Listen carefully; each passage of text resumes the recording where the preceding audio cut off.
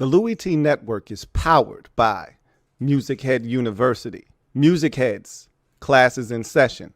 Turn me up. Enroll on YouTube now. Link is in the description.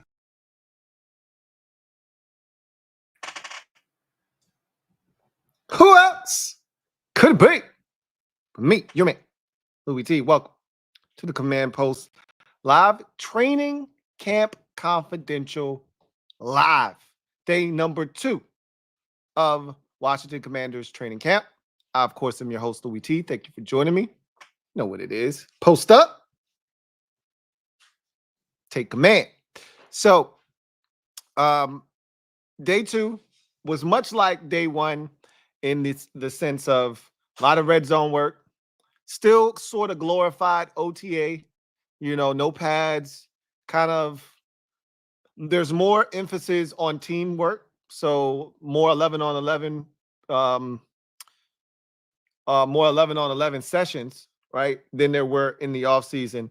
But it still kind of mirrors that of, you know, mini camp and OTAs, things of that nature. So while they're in that ramp up period right now, they're still getting in a lot of invaluable work.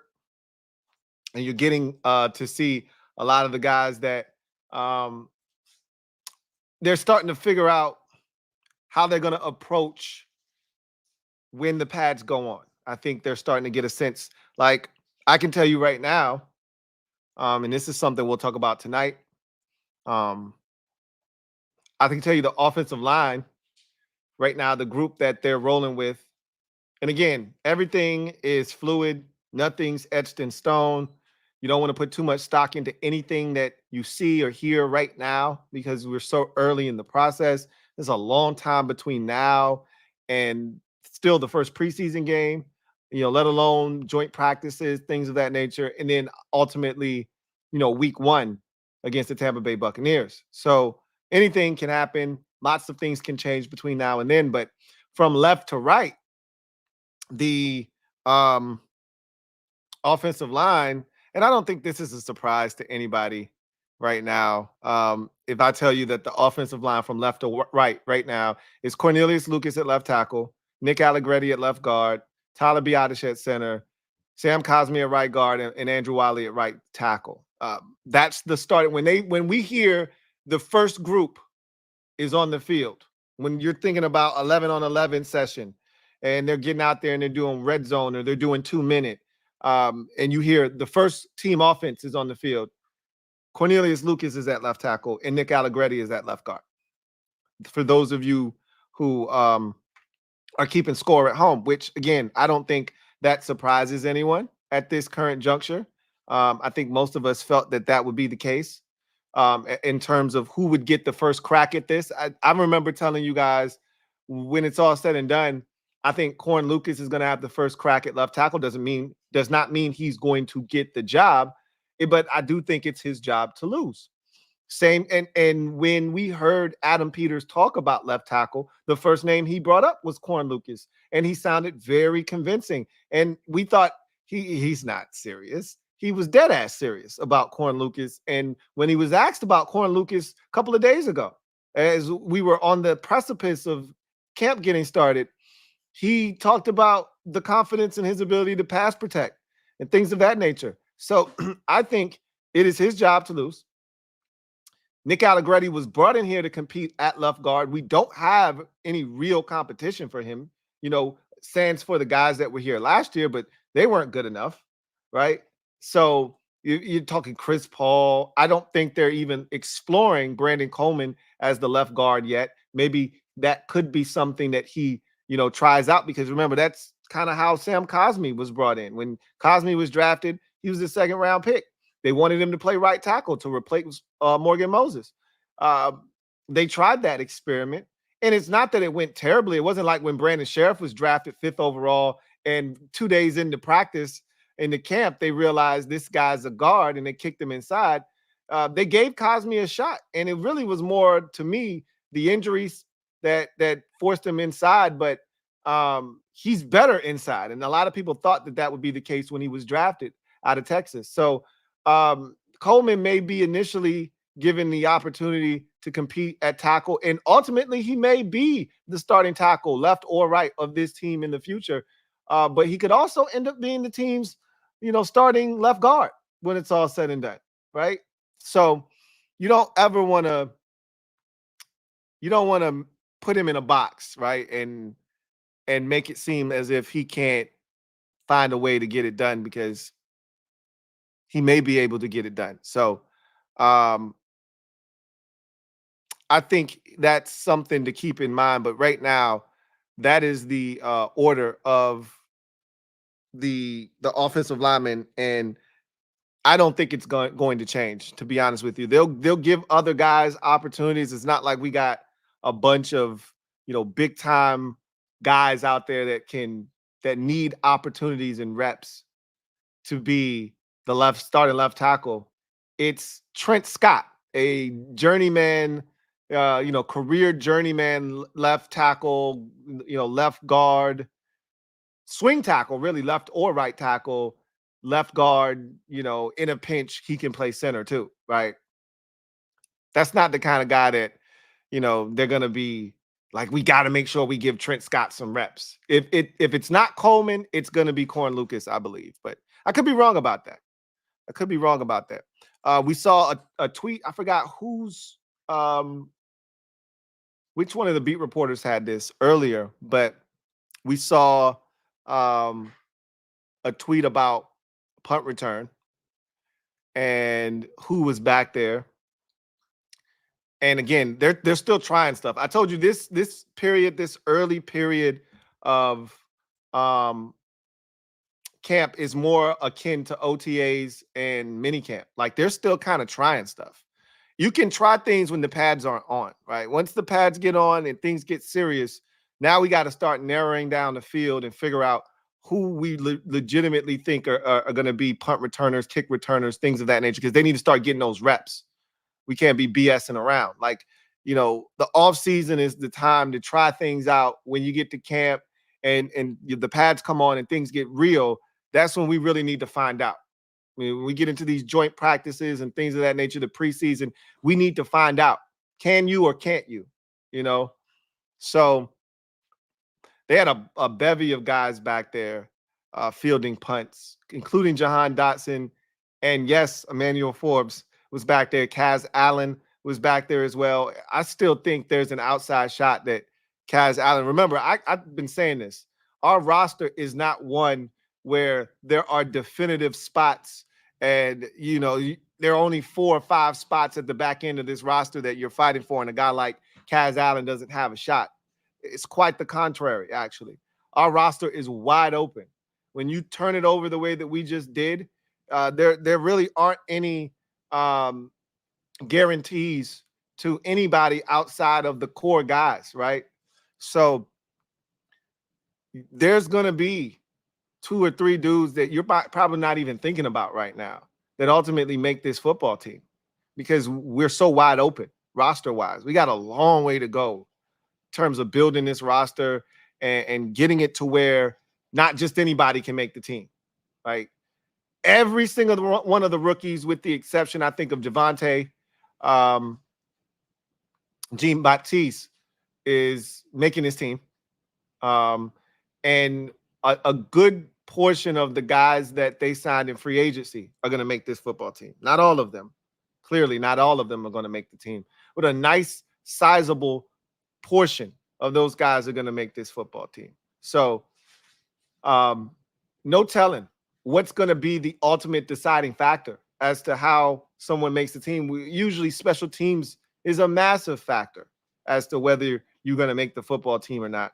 So my guess would be that whoever's returning punts, they would love for that guy to be returning kickoffs. But because the kickoff rules have changed, and you even heard Dan Quinn talk about this, we've heard Larry Izzo, special teams coordinator, talk about this. It's a little bit different this year, because in past years, it was traditional. You catch it, you field it, and you run, or you get a touchback, whatever. This year, it's more like a running play. So it may not be conducive to a guy like Kaz Allen, who naturally isn't a running back, although he has had carries out of the backfield in college. He's not a natural running back, right? And he's not, big and strong and he has the ability to break tackles and things of that nature. So that may not be something you want him doing versus having a guy that's a little bit stronger. We heard what Logan Paulson said about the prospects of a Luke McCaffrey potentially being back there. His name was not one of the names back there fielding punts. So, and there's no rule that suggests whoever's fielding punts has to field kickoffs. So there's a number of different things that you have to take into consideration as you start to look at what they're doing back there on those returns. But I find it very interesting that this is how they're going about business. And so far, it's anybody's guess as to who's going to be returning punts. I still think Kaz Allen, if he can find a way to showcase some skills in the preseason, because that's ultimately when he's going to have a chance. I think ultimately last year, that's when he failed to make the team, was his inability to, he fumbled a punt. He didn't catch the ball well. And ultimately, I think it was the preseason that did him in. Could he avenge the, faults of last year, have a strong camp, get into the preseason this year and show his worth? He made a diving stab in day one in training camp. Could he possibly find a way onto the roster? Another name that has kind of gone, I don't want to say by the wayside, but we really haven't mentioned a lot of, with all of the different moves that have been made and guys that have been brought in. One of the names that kind of got lost in the sauce was that of wide receiver Mitchell Tinsley. And I'm guilty as charged. I'm not even going to sit here and hold you. I was one of those guys that kind of just brushed him aside after they brought in this wave of receivers, Olamide Zaccheaus and Damiere Byrd, and they brought back Jamison Crowder, and they drafted Luke McCaffrey, and I'm like, there's no way Mitchell Tinsley fits into this equation. Keep in mind, Mitchell Tinsley made this team last year. Granted, the group last year is no longer here, but Mitchell Tinsley was on this roster last year. So that is something to consider. He had a nice touchdown catch from Jayden Daniels today. Dax Milne is another name that he was back there fielding punts. Not that you want to hear that. Not that you want to hear that, but he was back there fielding punts today. And he's another guy that I've all but disrespected him at this point. I have zero confidence he's going to make the team, but can't dismiss anybody. I don't think we have space on the receiving side for two white receivers. You got to pick one, all right? So we're not the Patriots. So you got Luke already. I can't see us having Dax. And Luke is cut from a different cloth, right? I don't see Dax Milne having a role here. He caught a touchdown pass today from Marcus Mariota.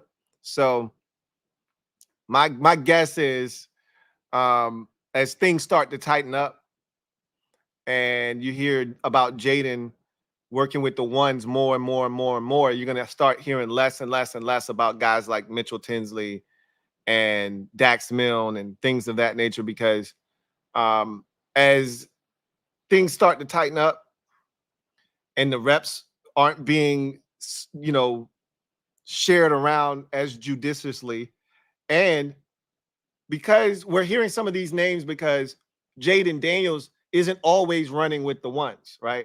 Again, just like yesterday, I told you practice started out 11 on 11, so team drill. Marcus Mariota took the first team reps. Same thing happened today. 11 on 11, first team reps. Marcus Mariota was out there. He even took some of the first 7 on 7 reps with the first team, did Marcus Mariota, before then handing off the football to Jayden Daniels and him taking some of the first team reps. So some of the names you're going to hear Jayden Daniels throwing to, going to be some of those guys that are on that second team, third team receiving core.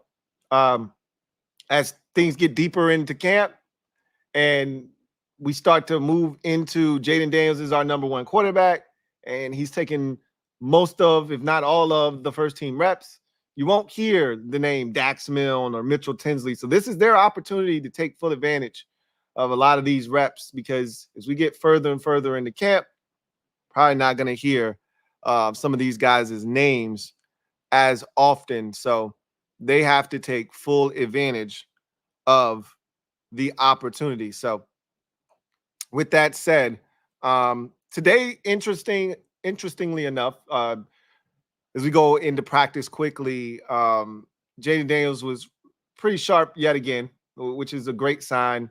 Granted, it's a lot of, close quarters, but what I've learned with Jayden Daniels is accuracy is something that's really, really big for him. We've seen him do some of the things. I didn't know his accuracy was this good. In college, you saw it at times, but it didn't wow me necessarily. I've been really, really taken aback by just how accurate this dude has been. Even in these little drills that they do, where it's a footwork drill, but at the end, you got to throw the football into the little, tight little holes, pause, into these nets. And he's drilling them. And it's nothing for him. And I think that's kind of translating into him throwing these darts down in the red zone.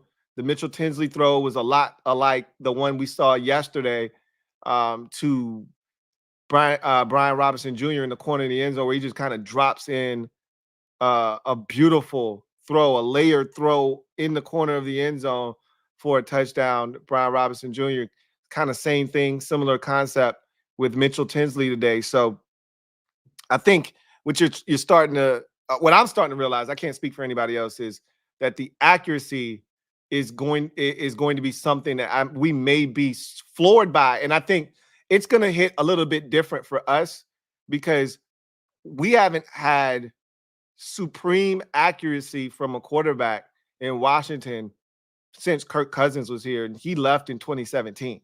So you're talking about, what, 7 years since we've had like real accurate run after catch type of accuracy. I mean, and maybe to a lesser degree, Alex Smith in 2018, his first year here. The second iteration of Alex Smith wasn't nearly as accurate as one can understand after what he had gone through and what he was coming back from.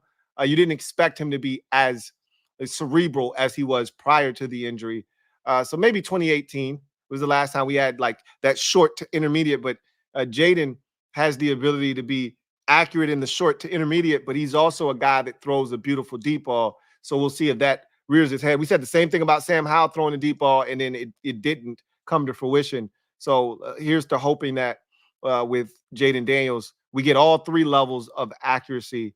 We've seen levels 1 and 2 early on in camp and in the offseason, in OTAs and minis and things of that nature. Can't wait to see if it comes to fruition from a deep ball perspective as he tries to hit guys down the field.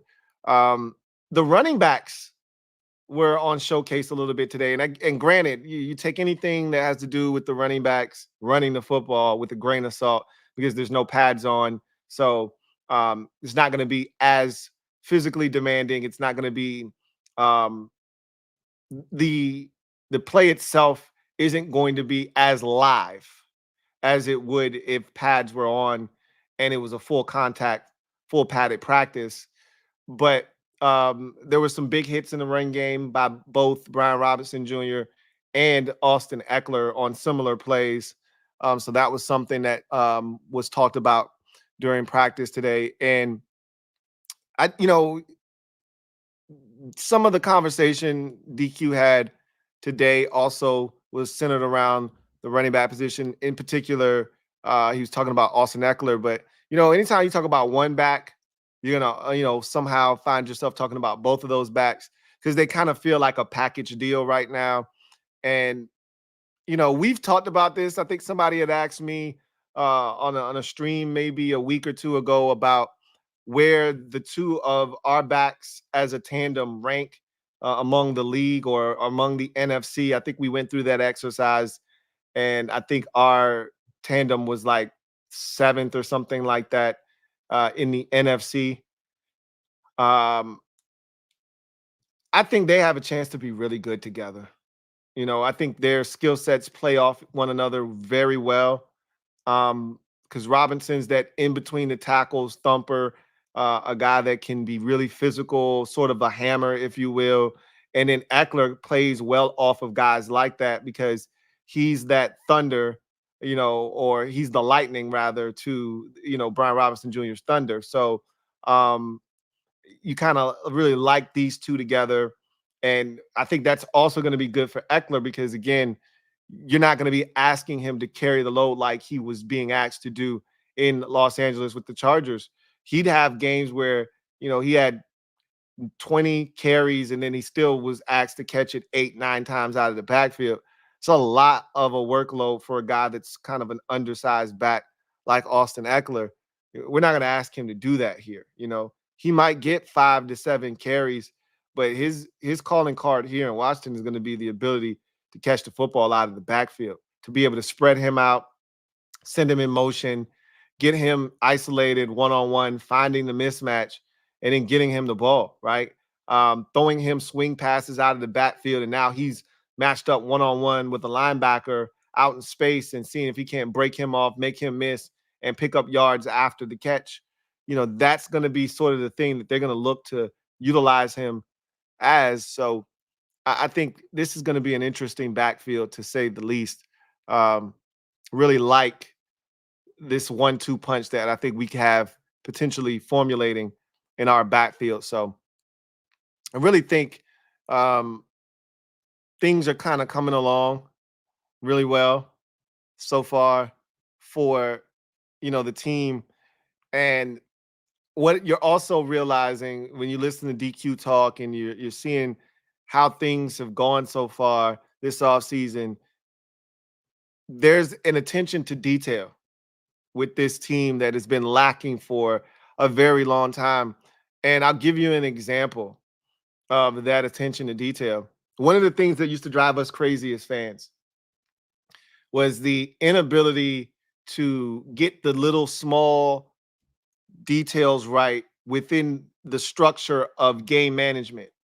When to call timeouts. Ron Rivera would religiously call timeouts on the wrong side of the 2-minute warning. You don't call your timeouts after the 2 minute. He would let 24 seconds roll off the clock, get to the 2-minute warning, and then start calling his timeouts on the other side of the 2-minute warning. That doesn't make any sense, right? And coaches that do that, you're so far behind in terms of analytics and understanding how the clock works. Now, he wouldn't do that all the time, Rivera wouldn't, but there would be times when he would do that. If you've only got one timeout, call it. Like, what are you waiting on? You saving that one time until the other side of the 2-minute warning isn't going to do you any good. Because if they get a first down, regardless of when they get it, before the 2-minute warning, after, the game's over. You lost. So call your timeout, right? And he'd be hoarding that one last timeout, waiting until after the 2-minute warning. Like, what are you doing? He wouldn't know when to throw the challenge flag. It would drive us nuts. I'm still mad about the Philadelphia Eagle game from 2022, where we could have easily called that, or 2022, that we could have called the timeout. We could have challenged on that Devontae Smith catch that I didn't think was a catch, that he doesn't challenge. And then they go on to score 24 unanswered points in the second quarter. The only quarter that they actually scored any points in that game. But it was more than enough to beat us up that game 24-8, right? Now they have Dave Gardy, and we'll talk about that a little bit more because DQ talked about it. How big of a get that is. I remember I was a little bit dismissive of that hire. Like, what is he going to do? He's coming from the league office, and that's cool. But it was another thing that I didn't realize at that time was an attention to detail. Yeah, DQ's good at a lot of things, but his superpower isn't game management. Part of the reason that DQ, fizzled out in Atlanta was he blew a lot of leads for various reasons. It wasn't always from a coaching standpoint, but it was from an execution standpoint. There were different reasons, but if you recall, DQ in Atlanta, he was the king of the blown lead. That was one of the raps he got after 28-3 in the Super Bowl, and he blew an awful lot of leads his time in Atlanta. And part of that was because he didn't manage the game well. So what does he do? He brings in a guy that he's going to help him manage the game, right? So it's just those little, attentions to detail that you see are different. You hear some of the players talking about some of the attention to detail. I'll talk about that during, some of the presser sessions that we're going to discuss. We heard from 2 players today and the coach. So we'll talk about what was said with Frankie Luvu, Sam Cosmi, and of course, head coach Dan Quinn. So there's a lot of things that I think if you're a fan of this team, you should be excited about, because there's been a lot of things missing here for a while, and we've just got used to a lot of the things not happening here, and we became so used to it not happening that we became jaded by it, and almost to the point where it was okay. Like, if it doesn't happen, okay, we're used to it. If it happens, you're like, wait, what? Wait a minute. Did that just happen? I'm going to talk about some of those things, because these are things that have bothered me for a very long time, and I've talked about them, and it usually comes out after a loss, and we're talking in the post game, and I'm telling you, these are the things that frustrate me. We're going to talk about some of those things because some of those things, came up indirectly in some of these press conferences today. So, let's get to. Oh, and just wanted to mention this. Manuel Forbes gave up a touchdown pass to Terry McLaurin today. Also had a nice little pass breakup too. So anytime we hear his name, I think it's a good thing, even if it's for something bad, like giving up a touchdown. I just need to know he's out there doing something. Because even if you give up a touchdown, you might be right there and you just didn't get your head around fast enough. Or it was a great throw and there was really nothing you could do about it. We don't know. We're not there. So now if he's getting cooked, that's a different story, right? Like, he's two steps away as, Terry's running away from him. All right, that's problematic. You don't want to see that, right? You don't want to hear about that. But if a guy makes a perfect throw, you're in great coverage, and it's just he put that ball where only the receiver could get it, you tip your cap. That's going to happen on Sundays, on Mondays, and Thursdays, and some Saturdays. That's going to happen too, where he's like, damn, he was in great position. That's just a better throw and catch. It happens. So anyway, I digress. Let's get to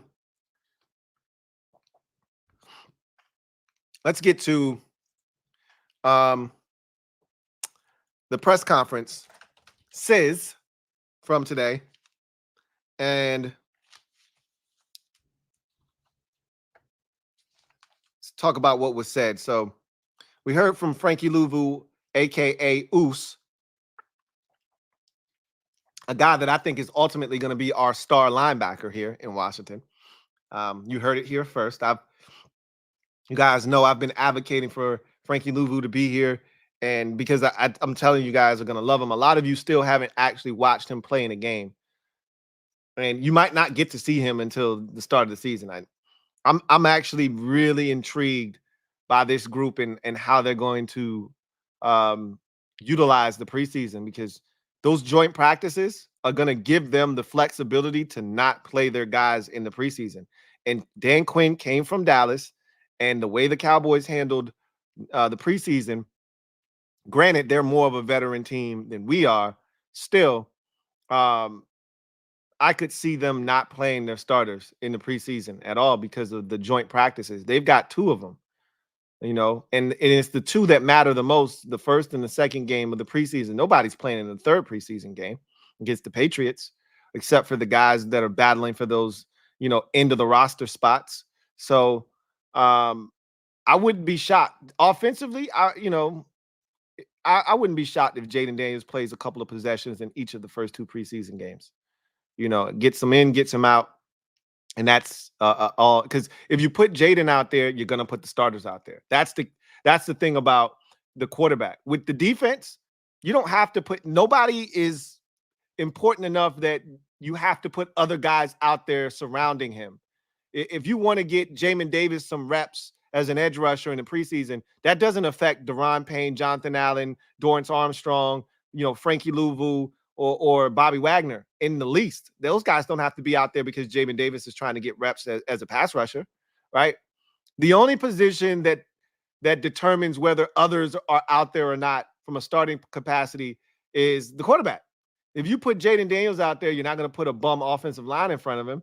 So the starters have to be out there. And if the starting offensive line and the starting quarterback are out there, well, you want to get them some pass catchers, right? So you're going to put Terry out there. You're going to put Jahan out there. You're going to put Luke and Diami and all those guys out there, and maybe Zach Ertz. Maybe not. Maybe you don't have to put Zach Ertz out there, but you'd like for him to get reps. If you're going to put all those guys out there, you want to put Zach Ertz, right? So it'll be interesting to see how they carry the preseason. Defensively, I think the first time we see them is week 1 against Tampa Bay on the road. I don't think you're going to see Frankie Luvu. I don't think you're going to see Bobby Wagner. I don't think you're going to see Daron Payne, Jonathan Allen, all those guys in the preseason. I'm going to be shocked if we see them in any capacity in the preseason. I think the first time we see this starting defense is in week 1. Now, the offense, they may suit up for a couple possessions in each of the first 2 preseason games, or just the second preseason game or something like that, or just the first preseason game. Remember, Quinn came from an operation where the preseason really was null and void because they had joint practices. We're going to have joint practices this year. So it may allow them the flexibility to say, you know what, we're good on the preseason. So it'll be interesting to see what they decide to do. But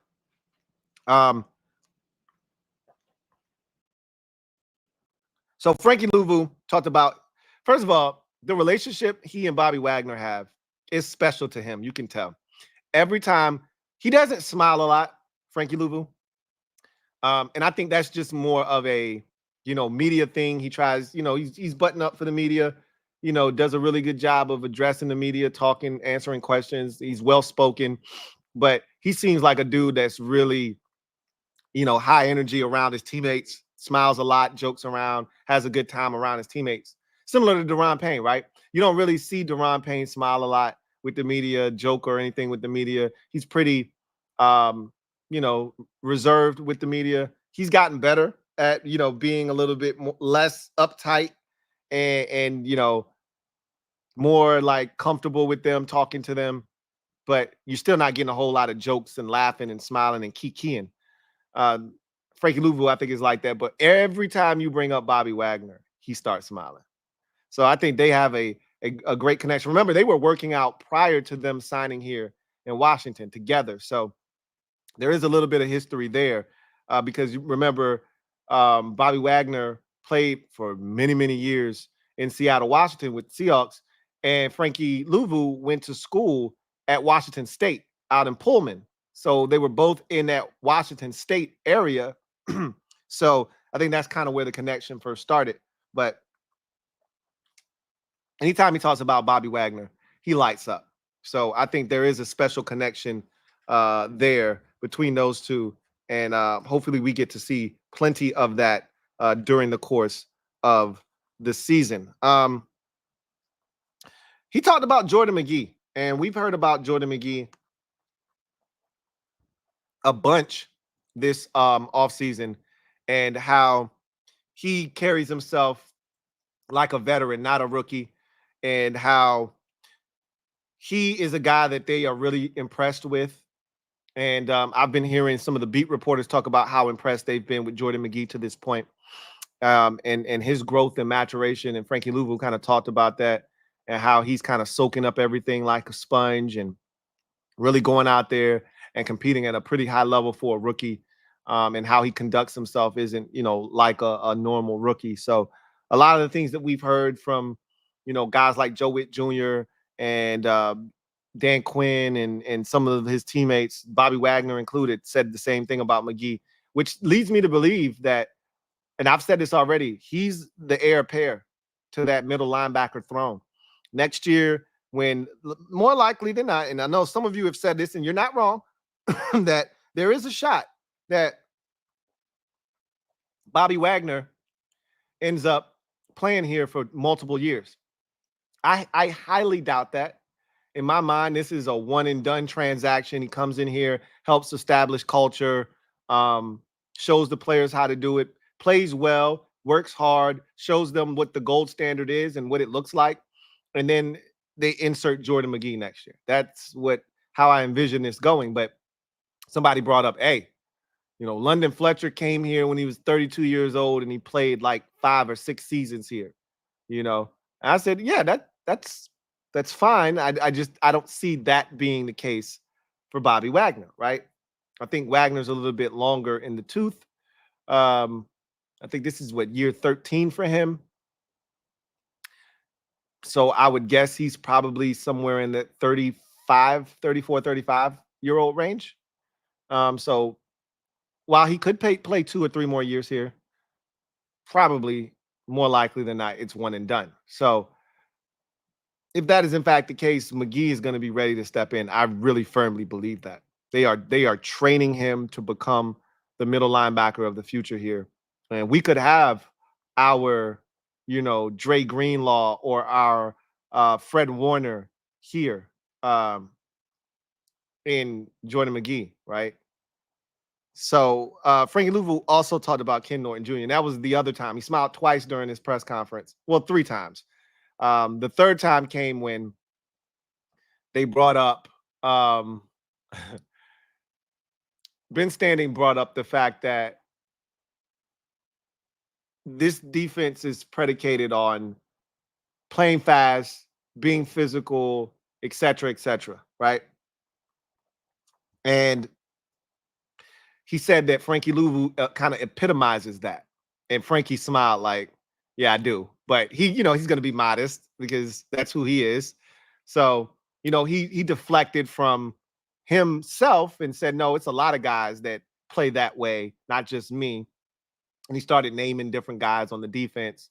But he laughed because that's who he is. He's like a Tasmanian devil. I can't wait till some of you guys get to watch him play.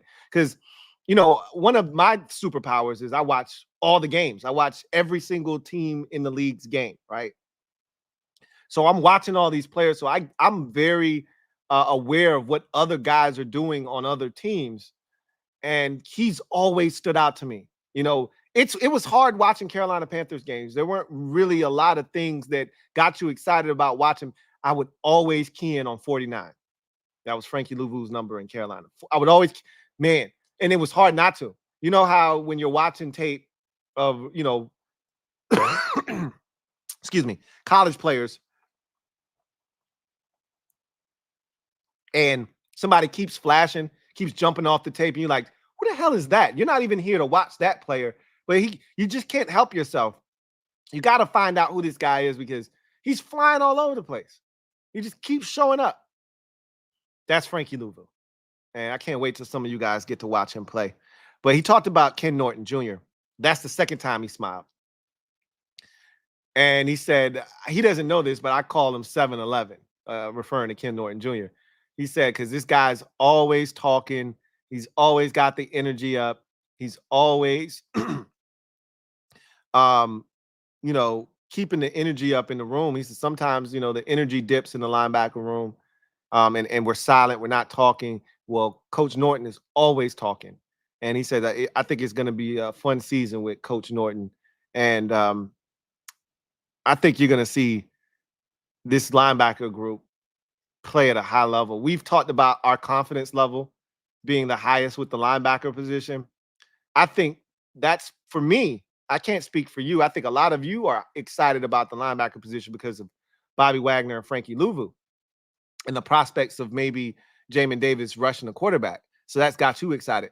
Part of the reason I'm excited is because I know Ken Norton Jr. is a hell of a teacher. And so even the guys that are backing up our starters, i.e. Jordan McGee, i.e. Michael Walker, I think those guys are going to be really good. Just as good. And there won't be this significant drop-off if something were to occur. Because Ken Norton Jr. is a stickler for the details. And he's going to have these guys ready. So, that was Frankie Luvu in a nutshell. He's a pleasure to listen to talk. He's even more fun to watch play. Sam Cosmi stepped up to the mic, and Sam is quickly becoming a leader. I'll be shocked if Sam Cosmi, let's see if we can't try to guess who will have a C on their chest, because it feels inevitable that a lot of the veterans that just got here, being that you don't have this carryover effect because they've turned the roster over, anybody can be a leader now, right? Whereas in past years, you had to have been here. It was like a rites of passage, other than the quarterback. It was like a rites of passage to be a leader here. You had to have been here for 3-4 years, like a Terry, like a John, like a Jeremy Reeves, like a Kendall Fuller, guys like that. You had to have been here. Logan Thomas, players like that. You had to have been here in order to get the captain's C. I think this year, guys that have just gotten here can be, the captain, because they've earned that from years of experience in the league and other players, in the locker room looking up to them. You usually get about 7 captains. I don't think you can get any more than that. So I think most of those captains are going to consist of that group we talked about yesterday when Terry was talking about that team pledge, that the leaders of the team, the veteran leaders, put together that pledge. I think you're talking about Terry, John, Frankie, not Frankie Luvu, maybe Frankie Luvu. I don't think he'd be a captain, but he could be. Terry, John are your holdover captains. I don't even know if Tress Way is going to be a captain this year, and he's been one of those captains as well. Maybe he is, because you like to have one on special teams as well, if at all possible, but you don't have to, right? If we have space, if there's 6, we can only name 6 captains, then maybe Tress gets a C. But I don't know if Tress gets one with this new group. So Terry, John, I think are givens. Those are definitely captains. Bobby Wagner, Zach Ertz, I think, are 2 more captains. So that's 4. I don't know if they anoint Jayden Daniels a captain in year 1, although he is vastly becoming one of the most liked players within the locker room. They're gravitating towards the young fellow, which is a good thing. But I don't know I think they're going to make him earn it. And in year 2, he might become a captain, but we'll see about Jayden Daniels. I put an asterisk next to him. I wouldn't be shocked if they made him a captain, with all of the good things that we've heard about him and the leadership qualities that we've seen. He's the first one, along with Sam Hartman, out on the practice field every day for the first 2 days of camp. We know about him showing up earlier than any other player during the offseason for OTAs and minicamp. So it'd be interesting to see if all of that work that he's put in lands him a seat at the table as a rookie. I think Sam Cosmi is going to be a leader here. You know what? I'm going to add Frankie Luvu in there. I really think Frankie Luvu is going to ultimately be a leader, because when they talked about that pledge, he included himself in the discussion of the veterans that helped put that pledge together. So I think he is another guy. That's 6, right? Is there another guy that we might be forgetting?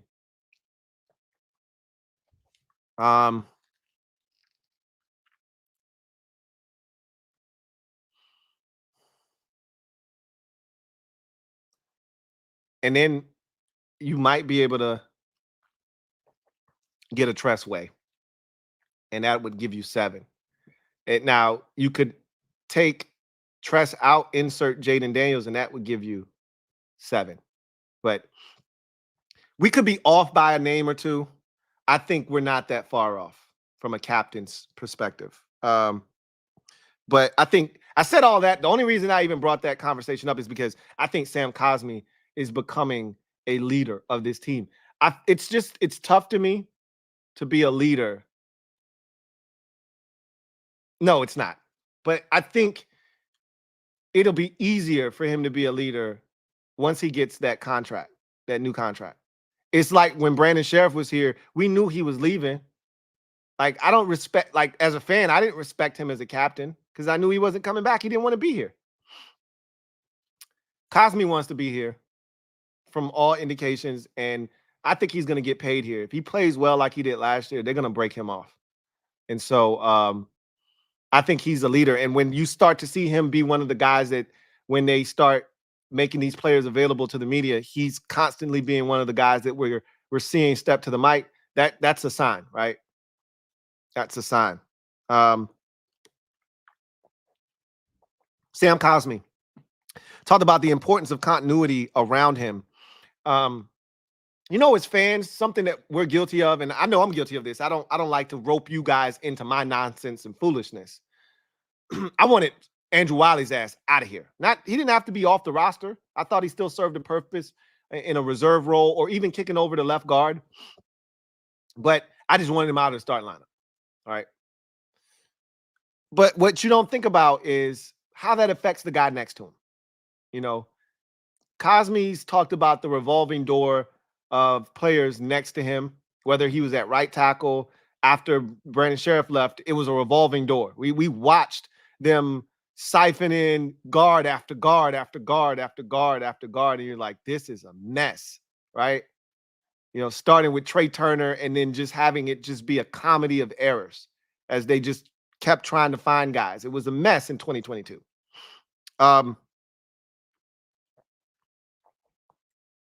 Then he kicks inside the guard, and Wiley shows up, and we can say everything we want about Wiley.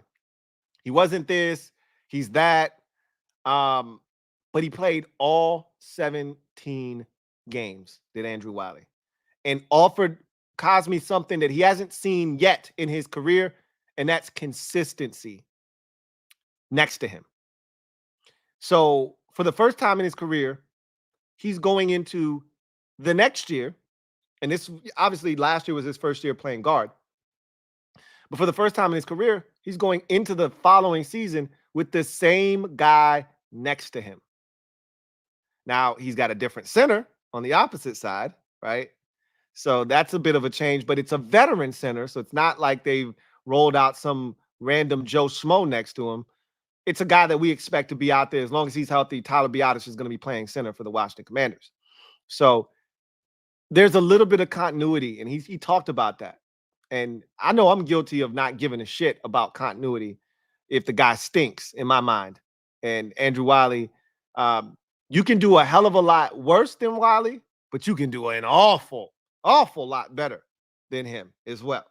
So he's not the worst right tackle in the league, but that's not the bar. That's not the standard. Oh, well, he's not the worst, so he's okay. No, you're looking to upgrade and try to have the best, right?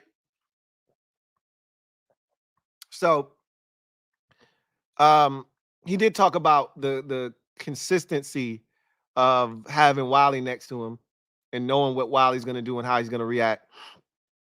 And you know, Biadasz, he talked about him being a smart football player, and you know, he talked about the camaraderie a bunch throughout the course. And you know, this is becoming a theme with a lot of these players. Terry talked about the camaraderie. Tressway talked about the camaraderie. Sam Cosmi's talked about the camaraderie. And I don't know if you guys are noticing this.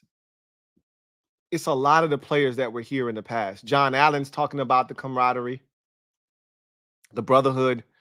It's a lot of the guys that were holdovers that are mentioning. And Bobby Wagner's not talking about the brotherhood, right? When we heard from Zach Ertz, he wasn't talking about the brotherhood. Frankie Luvu wasn't talking about the brotherhood. and guys having camaraderie and hanging out with one another. He wasn't talking about it's the guys that were here that didn't have that. And not to say that Sam Cosmi, because the offensive line used to hang with each other, and he talked about it in his presser today, that he still has relationships with a number of guys that are no longer on this roster.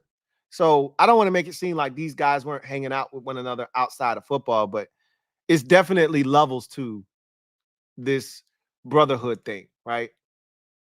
And they're seeing it at the highest of levels right now under Dan Quinn and his staff. So Cosmi talked about guys getting together, watching UFC fights together. He's like, a lot of times it's involving food when you're talking about the offensive line, but he said, that's a huge part of establishing some of that continuity up front, is getting to know the guy next to you, getting to know the guys on the offensive line, because you never know who's going to have to jump in there and take reps. Cosmi also reflected, briefly on last year and running the football. They had asked him about running the football this year and how things were going in that department. And he's like, yeah, we're in phase 2 of the install. So, run game really not that important. We don't have the pads on. Cosmi made sure he made that abundantly clear. Like it's almost impossible to really rate the run game at this point because there's no real physicality going on because we don't have pads on. But he did talk about the lack of run game, and he went out of his way to talk about, because remember, he was one of the more vocal guys last year about us running the football not nearly enough. And he talked about how we were dead last in rushing attempts last season, and we were among the highest in passing attempts last season. So we were out of whack, clearly. And he's like, you see where that got us last year. I said, hey, Kaz, you ain't shit for that. But he was making his point, like, bro, I told y'all last year when we were in it that the shit wasn't working and that we needed to run the ball more. And you see what happened. So hopefully there's a better sense of balance this year.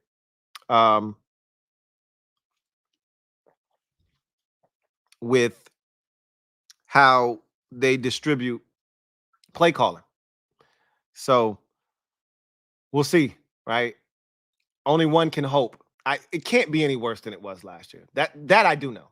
I'm not telling you it's going to be significantly better, which I expect it to be, but time will tell. But it can't be any worse. We do know that. It's similar to Dan Snyder's tenure here. Like, I can't tell you that Josh Harris is going to be this all-star, all-world owner, but what I can tell you is he can't be any worse than Dan Snyder.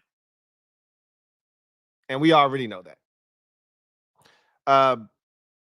Sam Cosmi brought up Frankie Luvu. And I'm always very hypersensitive to players and coaches bringing up names unsolicited. To me, that is always the sign of respect or someone flashing. All right. If I didn't ask you by name about this player and you bring him up, that's because he's flashed in your mind, right? So they had asked, Sam Cosmi about this defense and, it flying around. And he brought up Frankie Luvu. He said, you know what? I'll give you an example. He said Frankie Luvu is different at the linebacker position. He's like, not many dudes. He's like, he's a stud. He's like, not many dudes can rush the quarterback, give you a move, but also bull you like Luvu can. I can't wait till y'all see this dude, man. I know y'all keep thinking like, damn, Louie T, stop, putting so much sauce on. I'm telling you, when you watch him, you're going to be like, okay, I get it now. There's a reason that everybody keeps bringing him up. Media members, players, coaches. He's a wolf. He ain't a dog. He's a wolf. He hits different. which is why I'm bullish on him. And I'm telling you that he's a Pro Bowl player this year. Wouldn't be shocked if he's an all-pro player in a year or two. That's how fondly I think of Frankie Luvu. And Cosmi was like, yo, he's different. He's a tough one to block because he can rush. He's like, and I can always tell when he's about to rush. He comes down, and even though I know he's about to rush, he's giving you a move, or he can just run through you, bull rush you. Like most linebackers who rush, they're not adept at rushing where they can give you a move, right? Put you on skates or bull rush you, put you back on your heels. But that's Frankie Luvu.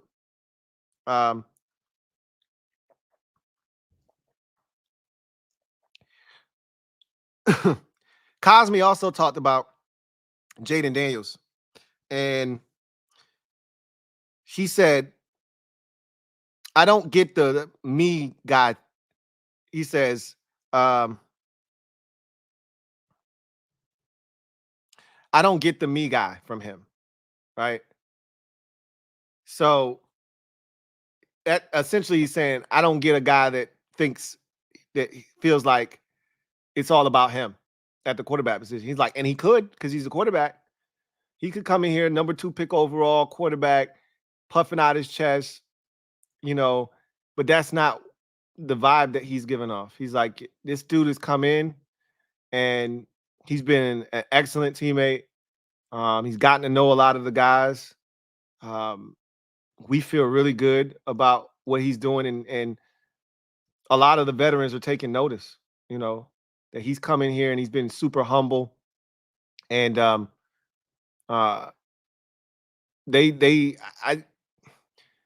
think what you're seeing is, if you've been here long enough, there have been, I would assume, some quarterback. And I don't think Cosmi was here long enough. He didn't see Robert. He didn't see Dwayne Haskins. By the time Cosmi got here in 2021, I believe was Cosmi's first year, Haskins was gone by then. So he didn't run into any of the me guys. I don't know what Wentz was. I don't think Sam Howell was that. So I don't know if he ran into any, but he might have been around quarterbacks in college that might have been that way. Who knows? But it's easy for the quarterback position to be that way, and Jayden is not that.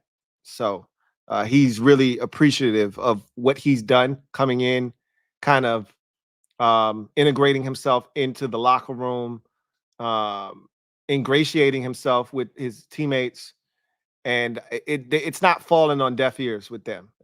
They've taken notice to his humility, his humbleness, and I think it's only a matter of time before they look at him as the leader of this team, right? Obviously, the play on the field is going to also expedite that process too. But half of that equation is being just a good dude, right? And I think that's the way he's come off thus far. This is my favorite Sam Cosmi portion of the interview, when he talked about finishing plays on both offense and defense. Remember I talked about the small granular details and how this group gets that and the last group didn't. So, I mean, you could go all the way back. The granular details have been lacking since the Shanahan regime, because Jay was terrible at the granular details. Cosmi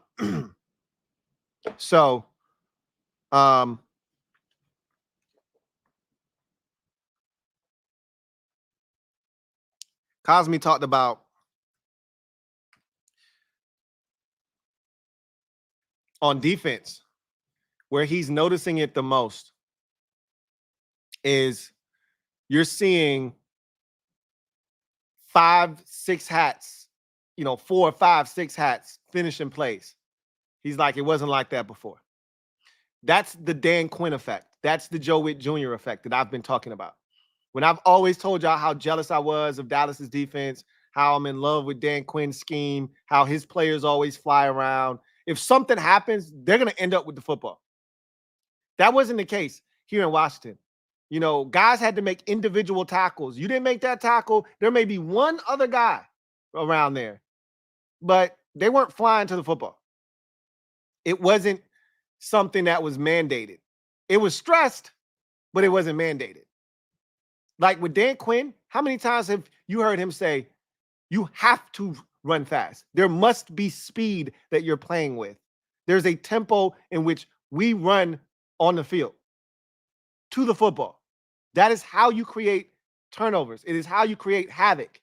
You have to run fast. There must be speed involved in every single thing that we do. He mandates that. Jack Del Rio might have stressed it, but he didn't force players to do that. So if the ball was poked free, which we weren't very good at that either, but if it somehow came loose, we didn't have 4 or 5 guys ready to pounce on the football. Cosmi's like, yo, the one thing I've noticed defensively is they finish plays. It's 4 or 5 hats to the ball on every single snap. That's a hallmark of a Dan Quinn coached defense. Now Joe Witt Jr.'s defense. It's a hallmark. Then I thought about, and he talked about finishing plays as an offense. And it got me to thinking about one that stuck out like a sore thumb for me. And I talked about this during the game. I remember after this game was over, because we got our asses kicked. And I was so embarrassed. And so every little thing pissed me off that night. That was the Bears game last year on Thursday Night Football. And I remember it clear as day. Logan Thomas fighting for yards, busting his ass, right? Logan fighting. And there's 3. It started out with 2 Bears defenders. Now there's 3 Bear defenders. Now there's 4 Bears defenders because Logan's fighting. You think any commanders showed up? All the while, this man is fighting his ass off, tooth and nail for an extra yard, extra 2 yards. Logan ultimately had gotten an extra 4 or 5 yards on the play, dragging Bear defenders. You think there were any offensive linemen pushing him? You think there were any receivers coming over to help? Hell no. But Bear players kept coming, and more Bear, and eventually they took the ball from his ass. And there were about 4 or 5 Bear players over there ready to pounce. And poor Logan's over there distraught on the ground because he fought his ass off and he's fighting, and no help, no hustle. Nobody came to try to help him gain more yards. No one came to push the pile. You know, one of the things that gets the crowd involved, you know, one of the things that gets players fired up is when you get a running back or you get a receiver, or you get somebody running and they're fighting for extra yardage. And then here comes one offensive lineman, and then 2 offensive linemen. And all of a sudden now you got a rugby scrum. And now they're pushing the pile, and this guy's picked up an extra 8, 9, 10, 11, 12 yards because the offensive linemen have come push the pile. And next thing you know, everybody tumbles and collapses 8, 9 yards down the field, and everybody gets up, juiced up, pumped up, crowds going off. You love to see it. You just never saw it here. It's those little granular details, right? The little fine, minute things where you just hustle. Extra effort. We didn't have that here. You're going to see that, I think, with this group.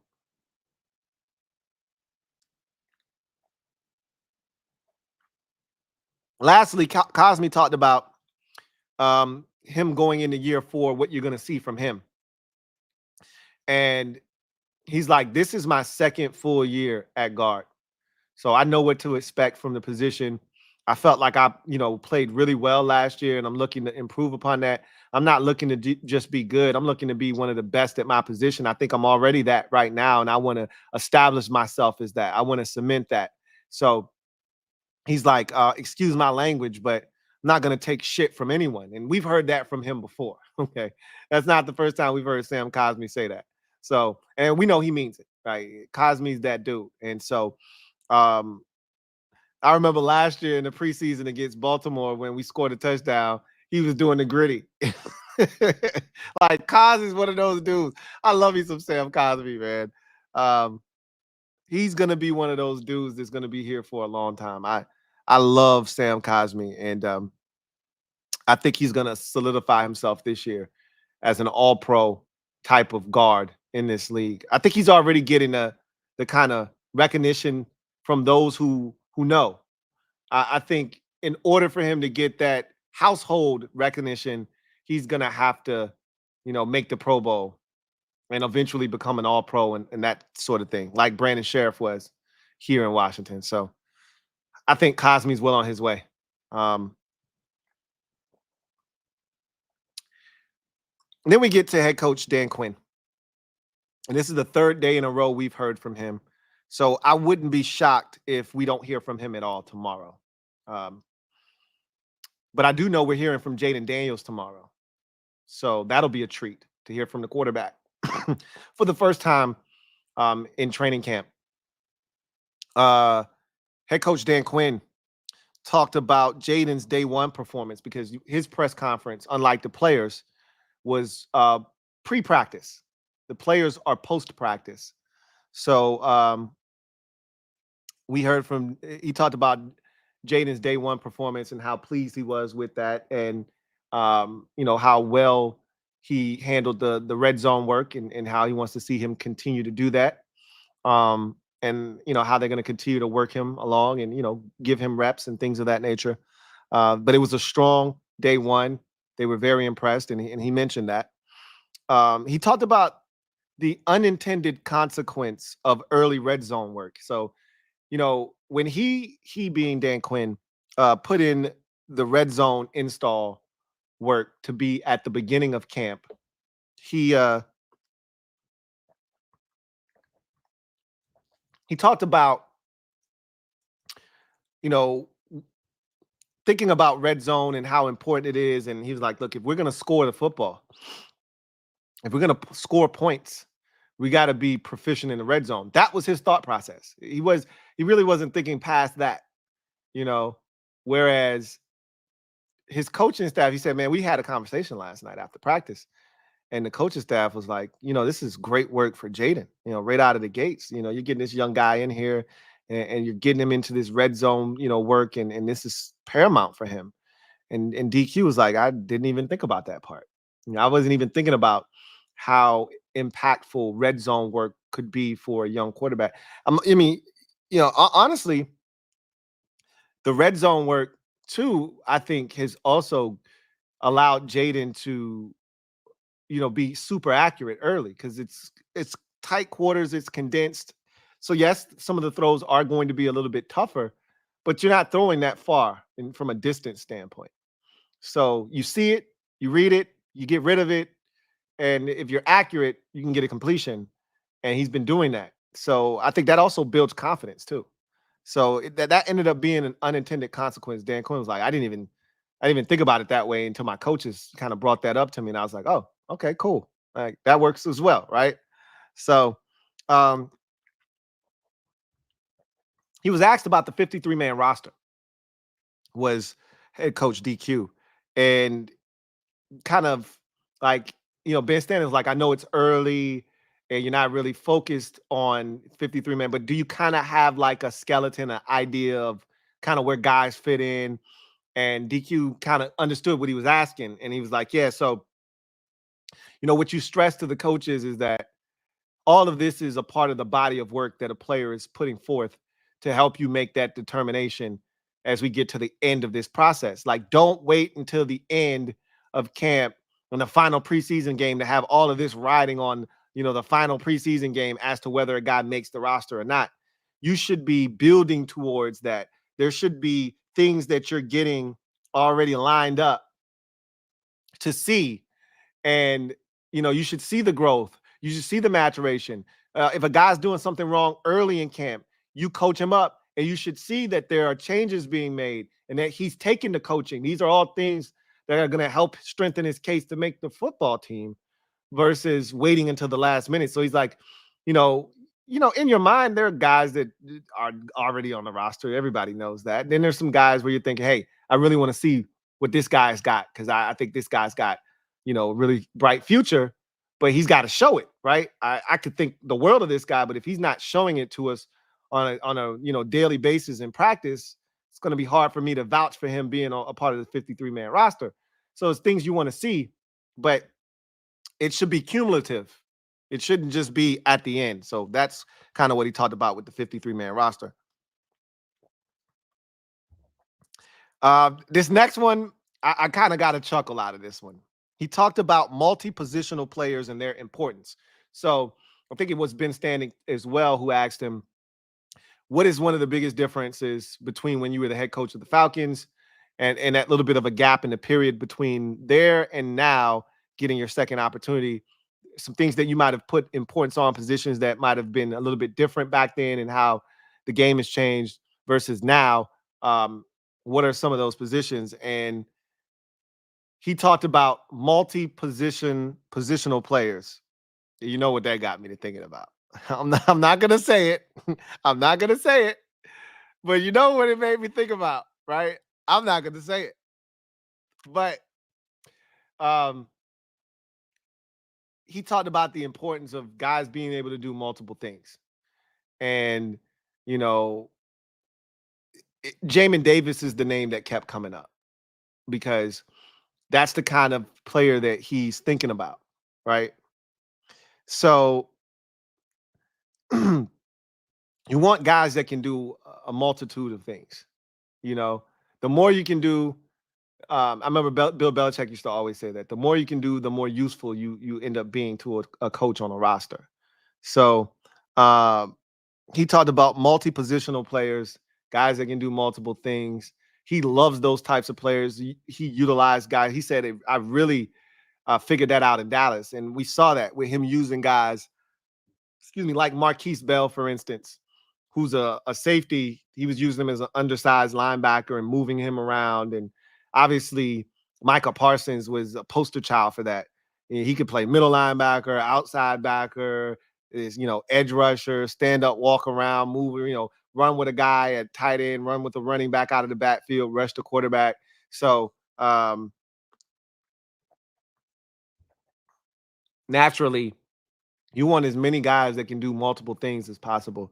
So he talked about, that and the importance of that in today's NFL. He talked about player communication in day one. And, he's big. He's a stickler for communication amongst the players. And they did not have that in day one of practice early on. He said as the practice wore on, it went from a C to a B in terms of communication. So he was pleased that it got better, but he needs them to be, as Joe Witt Jr. said, a chatty defense. They weren't that way to start practice. And, that's something that he wants to see them get better at. And they did throughout the course of the day in day one, but it's something that he wants to see them kind of do from the start of practice. He talked about Terry and his leadership and how everybody's leadership looks different. And Terry's, all business. And sometimes your leadership can be reflected in how you carry yourself.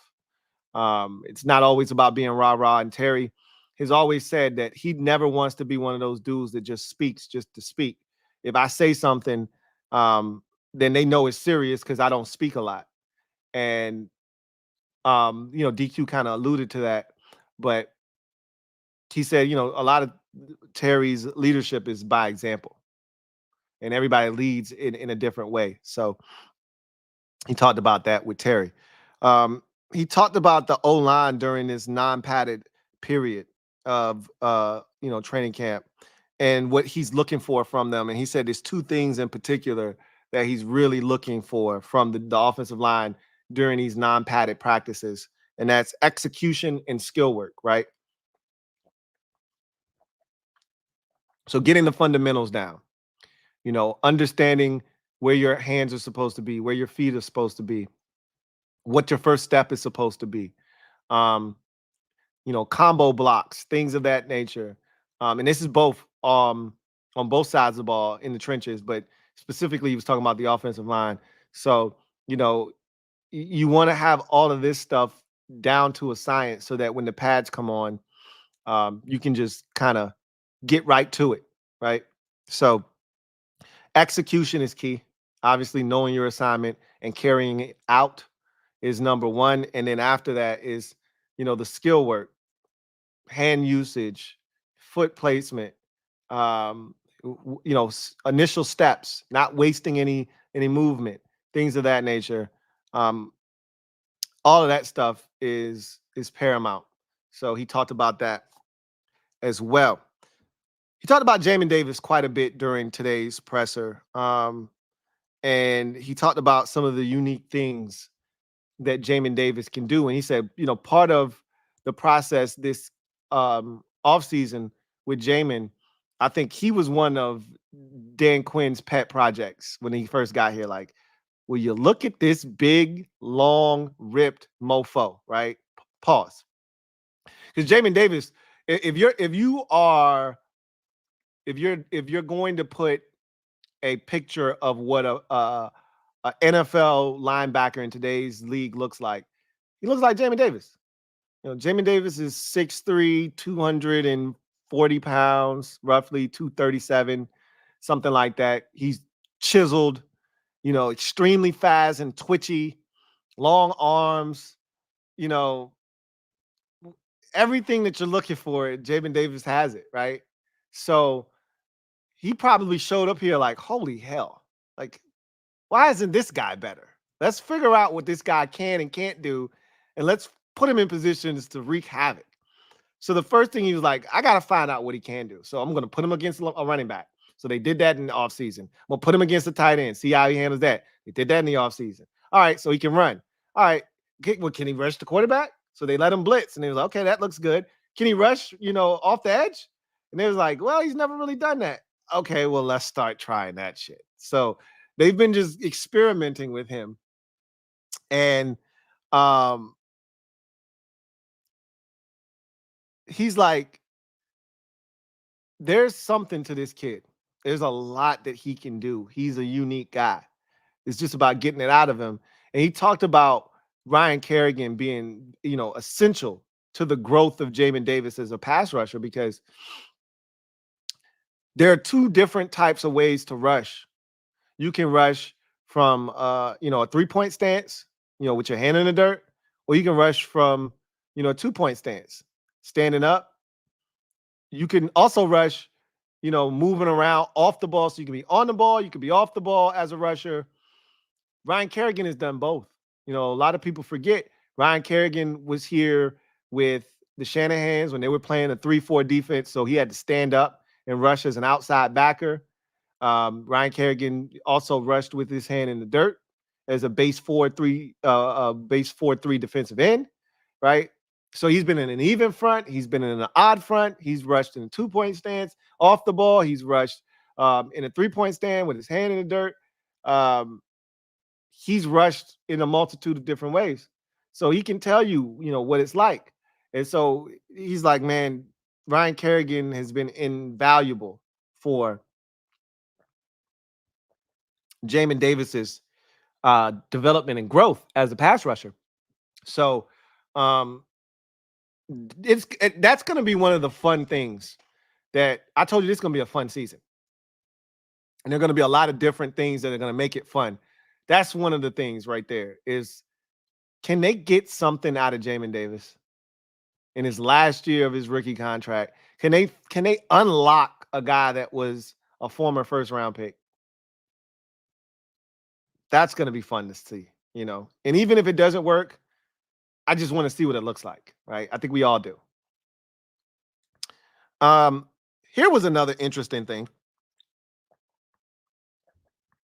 Nikki Javala asked DQ specifically about the two defensive tackles who aren't Payne Allen or Newton, right? John Ridgeway and Fedarian Mathis. Asked him about those two. And he talked about Ridgeway. He's like, I know Ridgeway. We go back. First of all, have y'all seen John Ridgeway?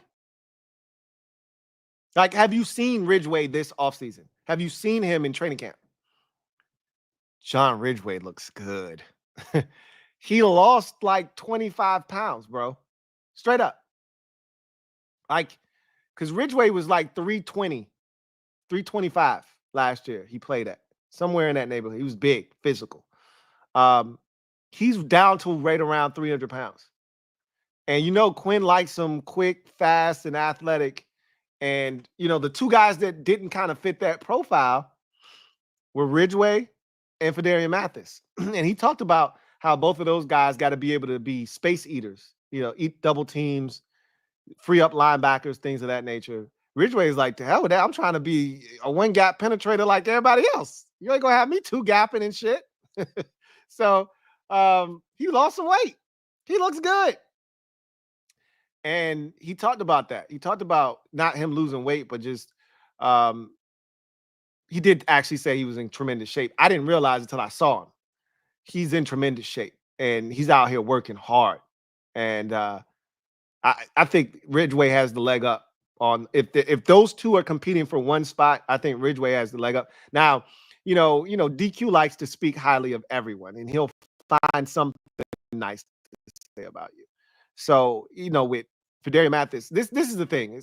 This is almost like if somebody's got a not as cute baby, you're like, oh, look at that outfit. Oh, she cute. Look at her outfit. Oh, that's cute. But if you were just talking about how cute she was, you would just talk about how cute she was, right? Or is. Oh, she's so cute. Look at her hair. Oh, she's so cute. When they start talking about your outfit more than anything else, that's their nice way of saying, yeah, she all right or whatever, right? He told a story about Fedarian Mathis not wanting to be late for training camp. So he was determined to get here on time. And so he, rode to another airport, caught the flight and this, that, and the third. And I'm like, hey, that's nice, man. That's a cute story. What he doing on the field, though? He ain't mentioned nothing about what he doing. He's like, he's just not going to miss this opportunity. Okay. All right. Cool. All right. So I think Ridgeway has the leg up there, but we'll see. I've always been a John Ridgeway fan. Fedarian Mathis is talented, contrary to a lot of your beliefs, right? He's been injured. He hasn't just sucked. He just hasn't been out there. So, excuse me. We'll see how it goes. We'll see how it goes. So I've been talking about attention to detail, and I mentioned Dave Gardy because DQ brought him up today. And so he talked more about that relationship between he and Dave Gardy and how it's going to work on game days and how they're already going through that process right now. So DQ was asked, who's going to be in your headset during games? And he says, one person, Dave Gardy, right? So Gardy was with the NFL front office. He's been around the league in terms of officiating, the instant replay and all of that stuff. He's well-versed in all of it. So if there's anybody that's going to understand, hey, they're not going to overturn this, don't waste your time, or, hey, you need to challenge that, it's Dave Gardy. If anybody understands time management, when you should call your timeouts, this, that, and the third, it's Dave Gardy. So he's like, man, this was a big get for us. This guy was in the league office. He understands how all of these things work. He's going to be in my headset. We're already practicing that now during practice. And he kind of went through the process of them going through, plays from practice and different plays that have happened throughout the course of the league. And, this is how we would handle this. This is how we need to go about doing this. So they're already working towards being, stronger during the game in terms of game management. You've got to love that. That's got to be music to your ears if you're a fan of this team. We've been lacking in that department for what seems like forever. So that sounds good to me. He talked about Austin Eckler. And really, he talked about Eck being, sort of like Terry from a leadership standpoint. Doesn't say a whole heck of a lot, but is very businesslike, gets his job done, very reliable, and gonna be a guy that they think they can count on, in more ways than one. So, he talked about Eck and how he thinks he's going to be really good for that backfield with Brian Robinson Jr. And then he talked about Mike Sainristil, and he said that he and Jayden Daniels have very similar traits in terms of how they're wired. He's like, both of these dudes are super confident, but they're not cocky. He said both of these dudes are super confident, but they're also humble enough to understand that they don't know everything, that they, have a lot of learning and growth that can take place, but they also know that they're damn good and they're capable of coming in and affecting change immediately.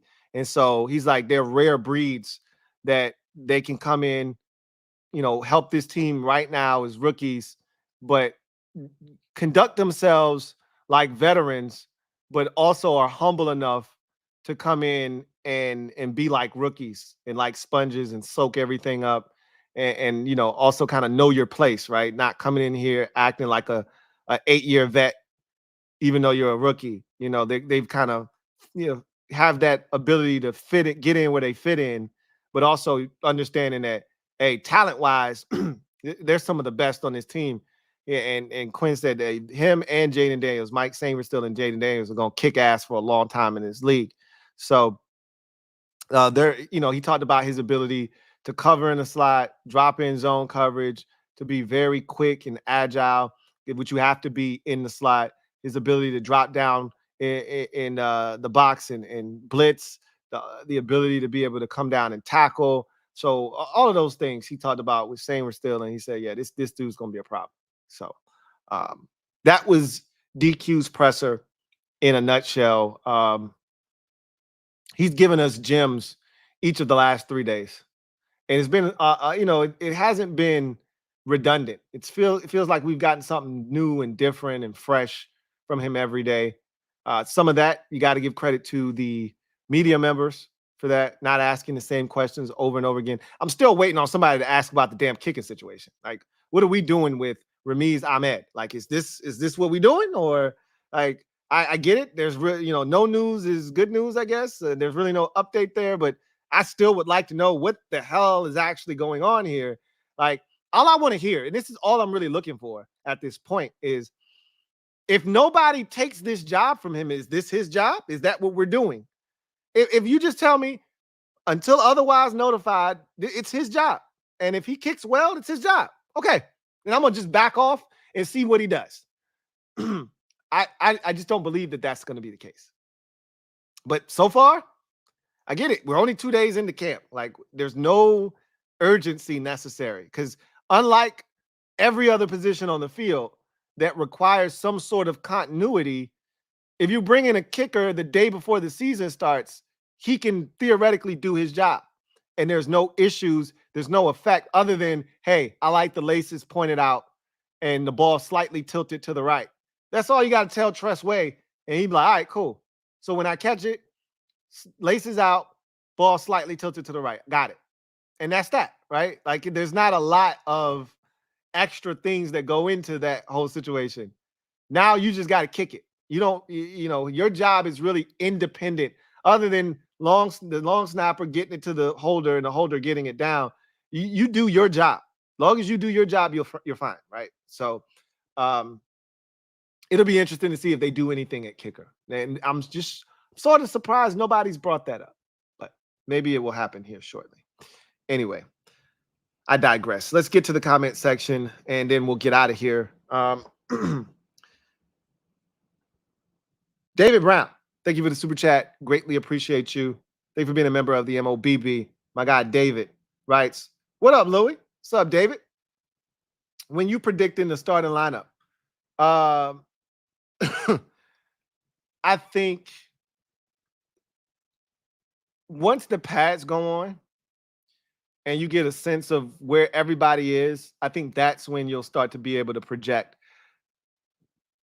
what they're going to do. Like, we have no idea what they're going to do at corner right now. None. No clue whatsoever.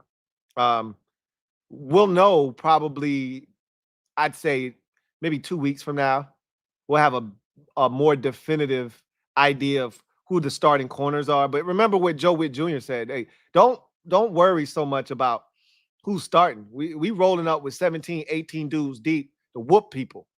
So don't worry about who's starting. I expect Michael Davis, Benjamin St. Juice, Emmanuel Forbes, and Mike Sainristil to play a hell of a lot of snaps at corner for us.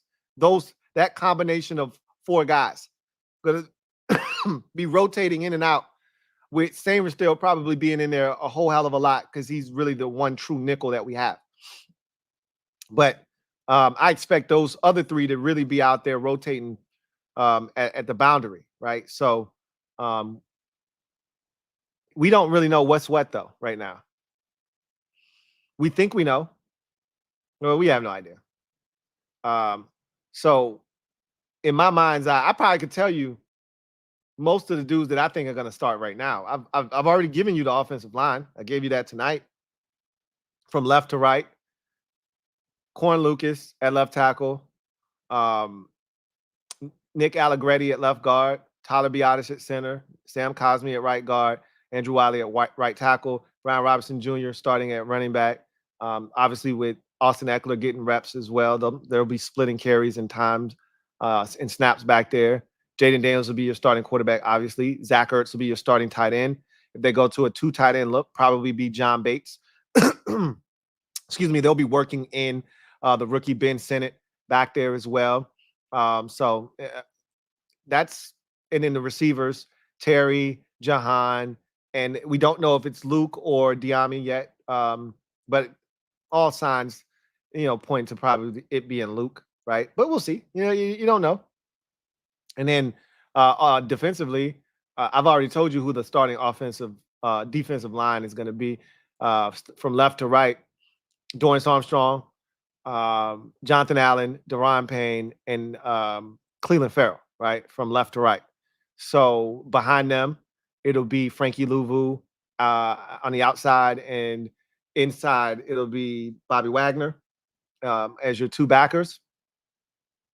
And if you're going with that pseudo 3-back look, linebacker look, you'll drop down Jeremy Chin into the box.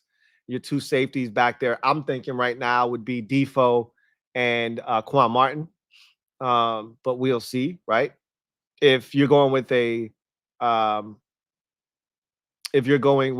traditional look, then you'll have just the 2 safeties with Quan Martin and Jeremy Chin, right? So there's a little bit of that. You either could take off another corner and add another safety, or you could take off a safety and add another corner. So with the first look that I gave you, you got your 4 defensive linemen, your 2 linebackers, you go 3 safeties with Chin, Defoe, and Quan Martin, and then you got your 2 corners. And I'm going to assume the 2 corners would be Forbes and Benjamin St. Juice right now, would be the 2 corners. That's my assumption. Now, if you take off one of the safeties and you go with a traditional look, you got Chin, Quan Martin, and then you would take off Defoe and you would add in Mike Sainristil as a nickel. So that's what I think is going to ultimately look like. But again, time will tell, right? We got plenty of time to see what's ultimately going to come about. David Brown, thank you for the super chat. Greatly appreciate you. Double up. Thank you for doubling up. David writes, Lou, also when are you doing your last schedule prediction? I say 6 to 7 wins, but Wifey is saying 8 to 9 wins. That will come after we've had a chance to see what the entire roster looks like. It's not going to change all that much for me. I kind of already have in my mind what the count's going to be for me, but we'll do that towards the end.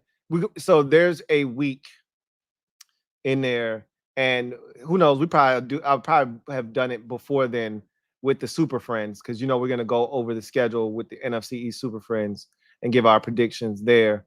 So I probably would have done it already with them, but if I haven't, there's that gap in between the preseason and then there's a week where there's nothing, and then it's the start of the NFL regular season. That week where there's nothing, that's when you'll get all of that extra stuff. So trust and believe. You'll probably get it before then, though. And you and your wife are right in the right neighborhood. Y'all are all it's somewhere in there, right? I think the number is 6, somewhere in there from 6 to 9, right?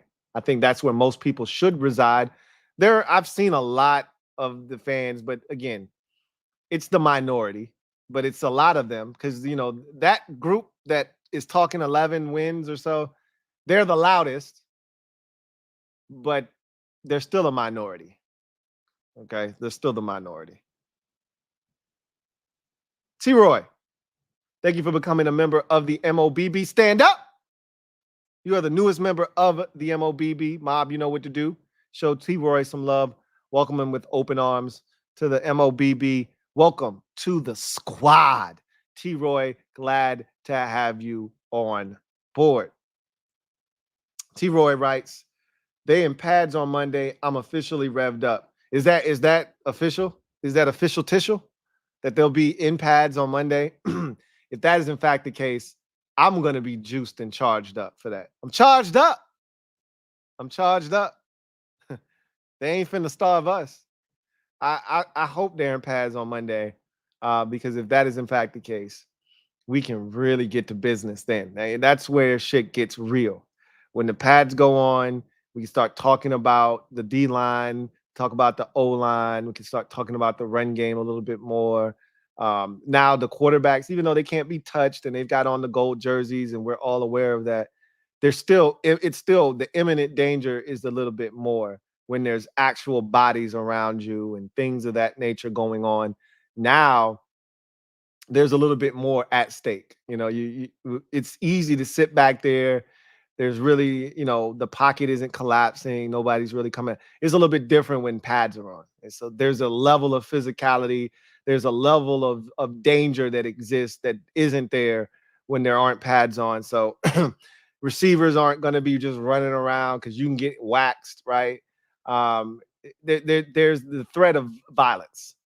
That's real football because this is a violent sport. So when there's no threat of violence, it's not real to me.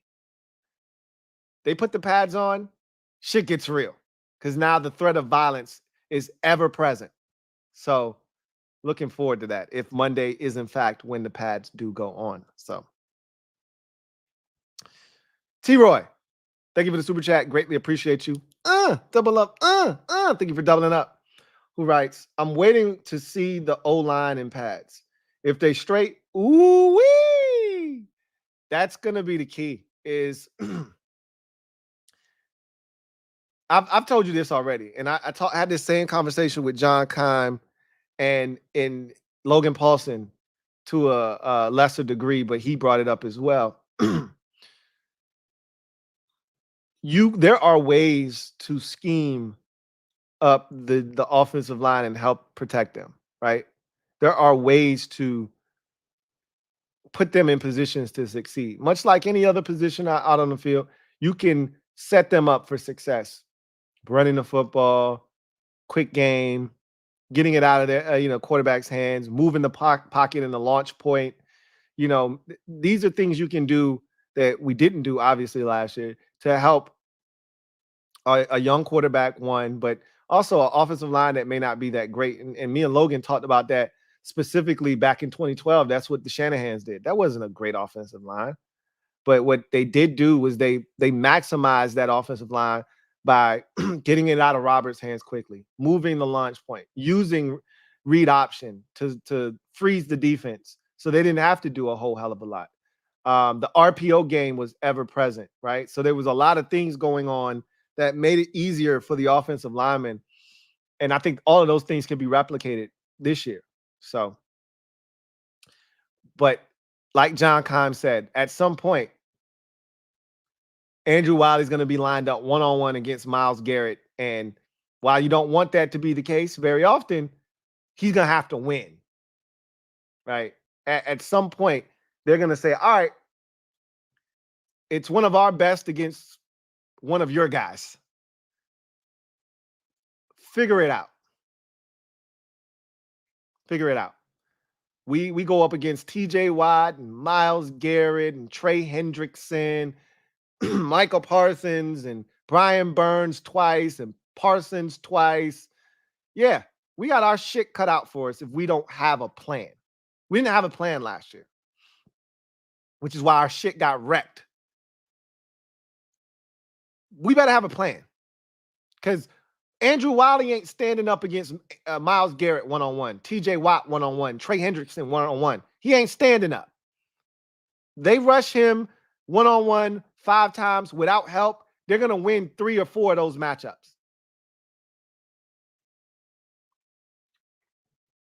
So they better have a damn plan. Christopher McLaughlin, my guy Chris. Yeah, oh, speaking of which, this jogged my memory. Let me give a quick shout out real quick to a few people. Oh, someone else just sent some money. So let me give a shout out to him too. Sean Moorer. I'm going to give a quick shout out to Sean Moorer. Thank you so much for the birthday love. Really appreciate you for sending a little bit of love on Cash App. Same can be said for my guy, Frank McLaughlin. Frankie, baby. Shout out to my guy. Aloha to my guy, Frank, out there who sent some happy born day love on Cash App as well. And then Will Howson. Thank you for the Cash App love as well. Really appreciate you, Will. Thank you for that. And Brandon Harris, thank you for the birthday love as well. Really appreciate you. Also, so I wanted to give a quick shout out to all of those who blessed the kid. I can't thank you guys enough for the love and support. Speaking of love and support, my guy Chris always showing love and support. Can't thank you enough, Chris McLaughlin. My guy Chris, thank you for being a member of the MOBB Rights. Hey Lou, what's up, Chris? Hope all is well with you and the fam. Likewise, as always. 3 questions. 1, who do you expect to be the captains of this team this season and why? And 2 and 3, what do you think will be the impact of Ken Norton Jr. and the ceiling is on Frankie Luvu and Jordan McGee? So we talked about the captains already earlier in the show. And so I think we've narrowed it down to 8 guys for 7 spots.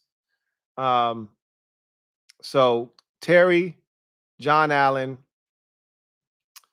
Bobby Wagner, Zach Ertz, that's 4. Excuse me. Sam Cosmi, that's 5. And I think,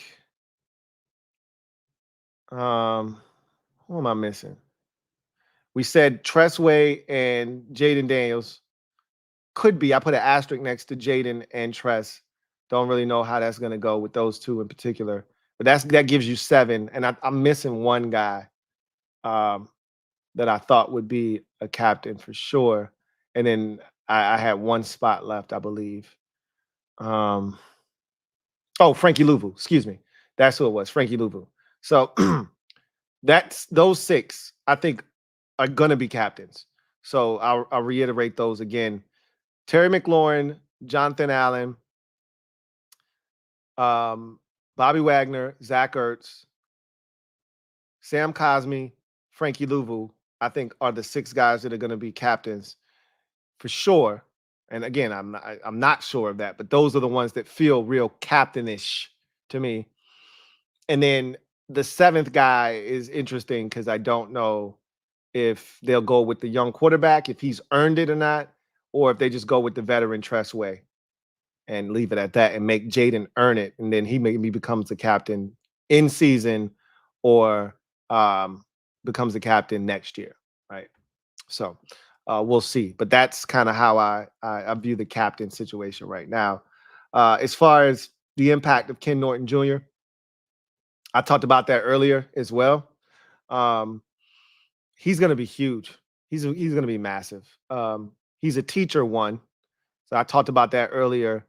I also feel like his experience having been around the block a bunch, having coached some very dynamic linebackers throughout his career, having been a linebacker. I think this is the most important thing. Having been a linebacker that played in this league at a very high level, winning multiple Super Bowls, 3 to be exact, in his career.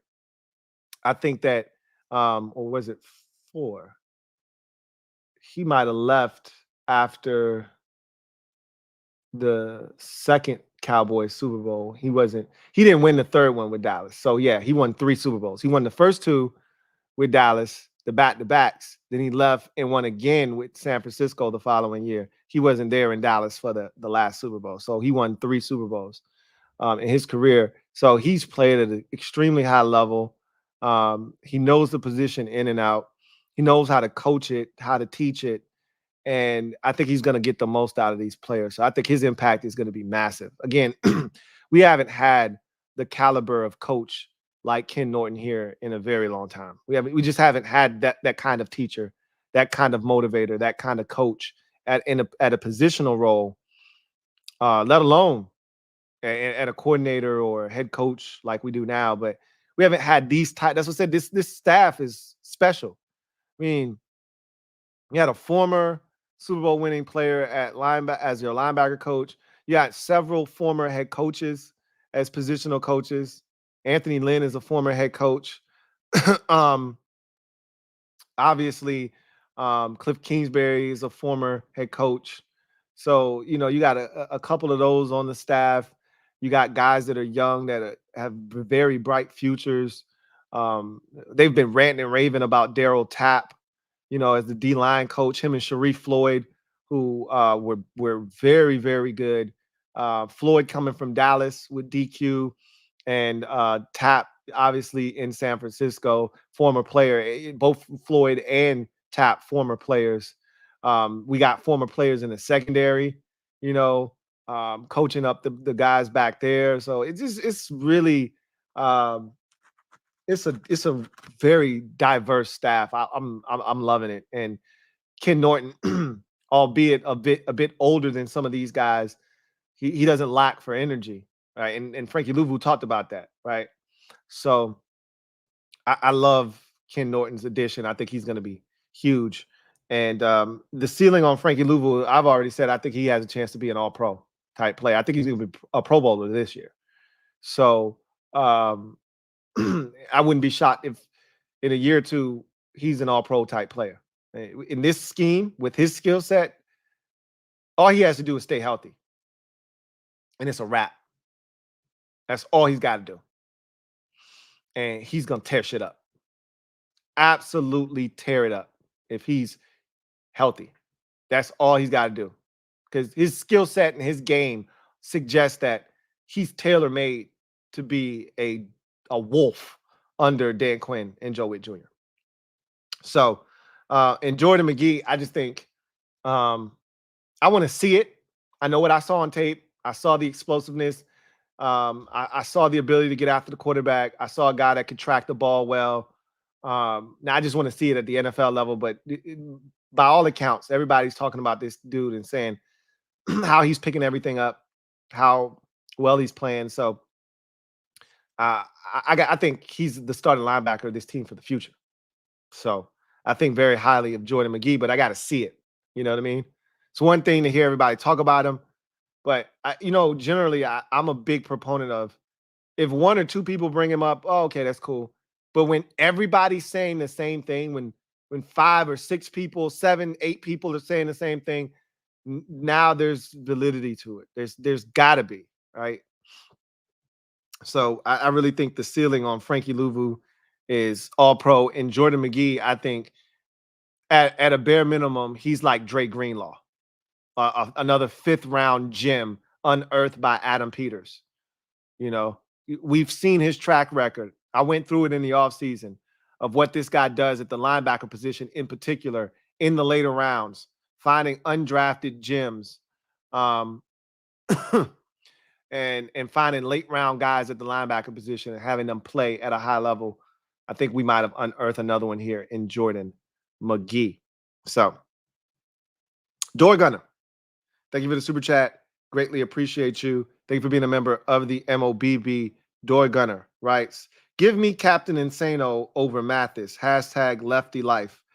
I think that's kind of where I'm leaning right now, but I don't want to count out Fedarian Mathis because I do know he has talent, and the injuries have really robbed him of any opportunity to showcase that. So it's easy to give the nod to the guy that we've just seen more of in John Ridgway, but I think that's going to be one of the more interesting battles, if there's a battle there to be had. You know, they could keep both of them if they so choose, right? I mean, there's no rule that says you can't keep 5 defensive tackles. Generally, you only keep 4. But like I told you, this roster is wide open. And if they don't want to cut, because if you cut one of them, you're probably going to lose one of them. You cut Fedarian Mathis, somebody's going to say to themselves, hey, that's a former second-round pick. He played at Alabama in the SEC. Let's scoop him up, see what he can do. You cut John Ridgway, and somebody's going to be like, hey, we've watched this guy over the last couple of years play really well in the limited role that he was given in Washington. Let's give him a look-see. We could use, like, hell, even Dallas, if we cut him, Dallas might be like, yo, we could use John Ridgway. Shit, we can't stop the run. Ridgway can help us stop the run. I don't want him going back to Dallas. You had your chance. You blew it. He's ours now, right? So if I'm Dallas, either one of them dudes get cut. I'm picking their ass up. Dallas doesn't have shit at defensive tackle, to be honest with you. So you'd hate to be feeding one of the teams in the division, you know. They might keep both of them. But if they're only keeping 4, that'll be an interesting battle between those two. Lefty life, you know what it is. We're in the building. Stand up. Left-handers, y'all know what it is. T-Roy, thank you for the super chat. Greatly appreciate you. T-Roy writes, I've been a member for a minute. Issues with the card. I know you've been a member. I never like to single people out for joining and then rejoining or, you know, this, that. I don't try to play those games and that kind of politics.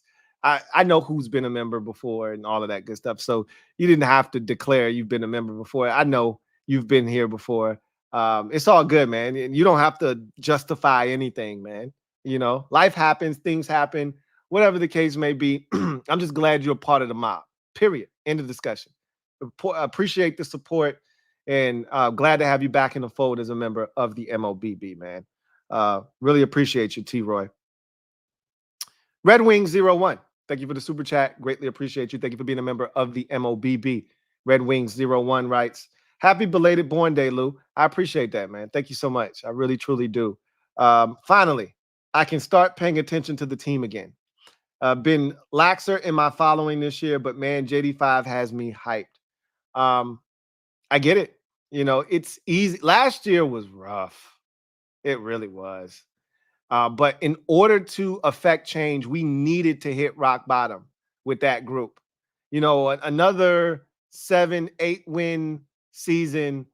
I still think they would have, been fired and they would have cleaned house. But I don't think we wouldn't have been in a position to get Jayden Daniels, right? It would not have had the same effect if we wanted the type of change to happen, to give us a shot to be the kind of organization that could consistently win. We needed to bottom out last year, and it was painful. It was painful. And I told y'all when we were going through it, this shit sucks, but this is a necessary evil. It's because change is coming, and in order to get the kind of change that we want, we needed to take our lumps. So I get it. But man, are we potentially in for a treat with Jayden Daniels? So I'm glad that you brought that up because I meant to bring this up, and I don't know why I didn't bring it up already, but I just forgot. But have you guys been watching the Giants off-season Hard Knocks? If you haven't, I'm a big proponent of you keep your enemies close, your friends close, and your enemies even closer. So if you're going to give me any kind of content that has anything to do with any of the other family members, I'm all in. I was going to watch anyway. You know, I'm a junkie for this type of stuff. But it was the Giants, so I'm definitely watching. What was so fascinating was My wife is watching it with me, and she's like, man, they really wanted Jayden Daniels really bad in New York. And, what's funny is Giants fans are trying to shit on him right now. Like, oh, he can't read plays and this, that, all kinds of stupid shit. Because that's what you do when you upset because you didn't get him, right? Had they got him, they would have been all hyped up and this, that, and the third, but they didn't get him. So now they trying to shit on him. But you could tell that Brian Daboll wanted him more than he wanted Drake May, right? He wanted Jayden Daniels. When they asked, would you trade up for Daniels? He was like, hell yeah, trade up for him. Yeah, damn right I would. I think he was a little bit more lukewarm on Drake May, but he would have traded up. If they could get him, they would have gotten him. Right? They sat there, they went through all of the quarterbacks who were drafted in the first round and over the llast decade. And yeah, a lot of them haven't hit. Most of them aren't with the team that drafted them originally, but they looked at that 2012, that 2020 draft, and they said, if we trade up, we could end up being, the 49ers trading up for Trey Lance, or you could end up getting Zach Wilson. But then somebody said, and I think it was Brian Daboll, he said, or it could be the 2020 draft with with Burrow, Herbert, Tua, and Hurts. All of them still with their current teams. All of them have had success, varying degrees, obviously, but all of them lights out, and none of their paths have been the same, right? With Burrow, he's had the same coach the entire time. So he's had the easiest of all of them. Tua's had different coaches. Herbert's had different coaches, has another new coach now. And Hurts has had multiple coaches, right? I think he's had multiple offensive coordinators. I think the only coach he's ever known has been Nick Sirianni, I think. And we're hearing that their relationship's a little bit strained, but whatever. Point being, they wanted Jayden Daniels bad, and we got him. So I'm excited about JD5 as well, just like you are. I can't wait to see the kid. And I'm more excited than I thought I was going to be about him. I said that he was the safest quarterback in this year's draft. I felt like his ceiling was the highest in terms of the floor as well. Like, I thought his floor was the highest and the ceiling wasn't that much higher. You kind of felt really good about what you were getting. I might be wrong about his ceiling.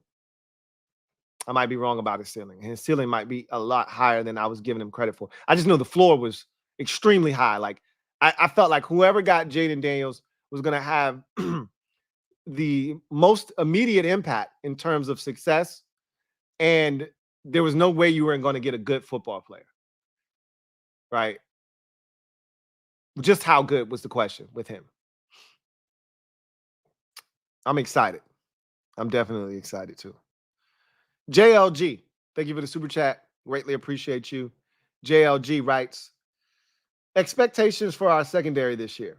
We weren't very good last year, but losing Fuller and Curl worries me when offenses spread us out this year.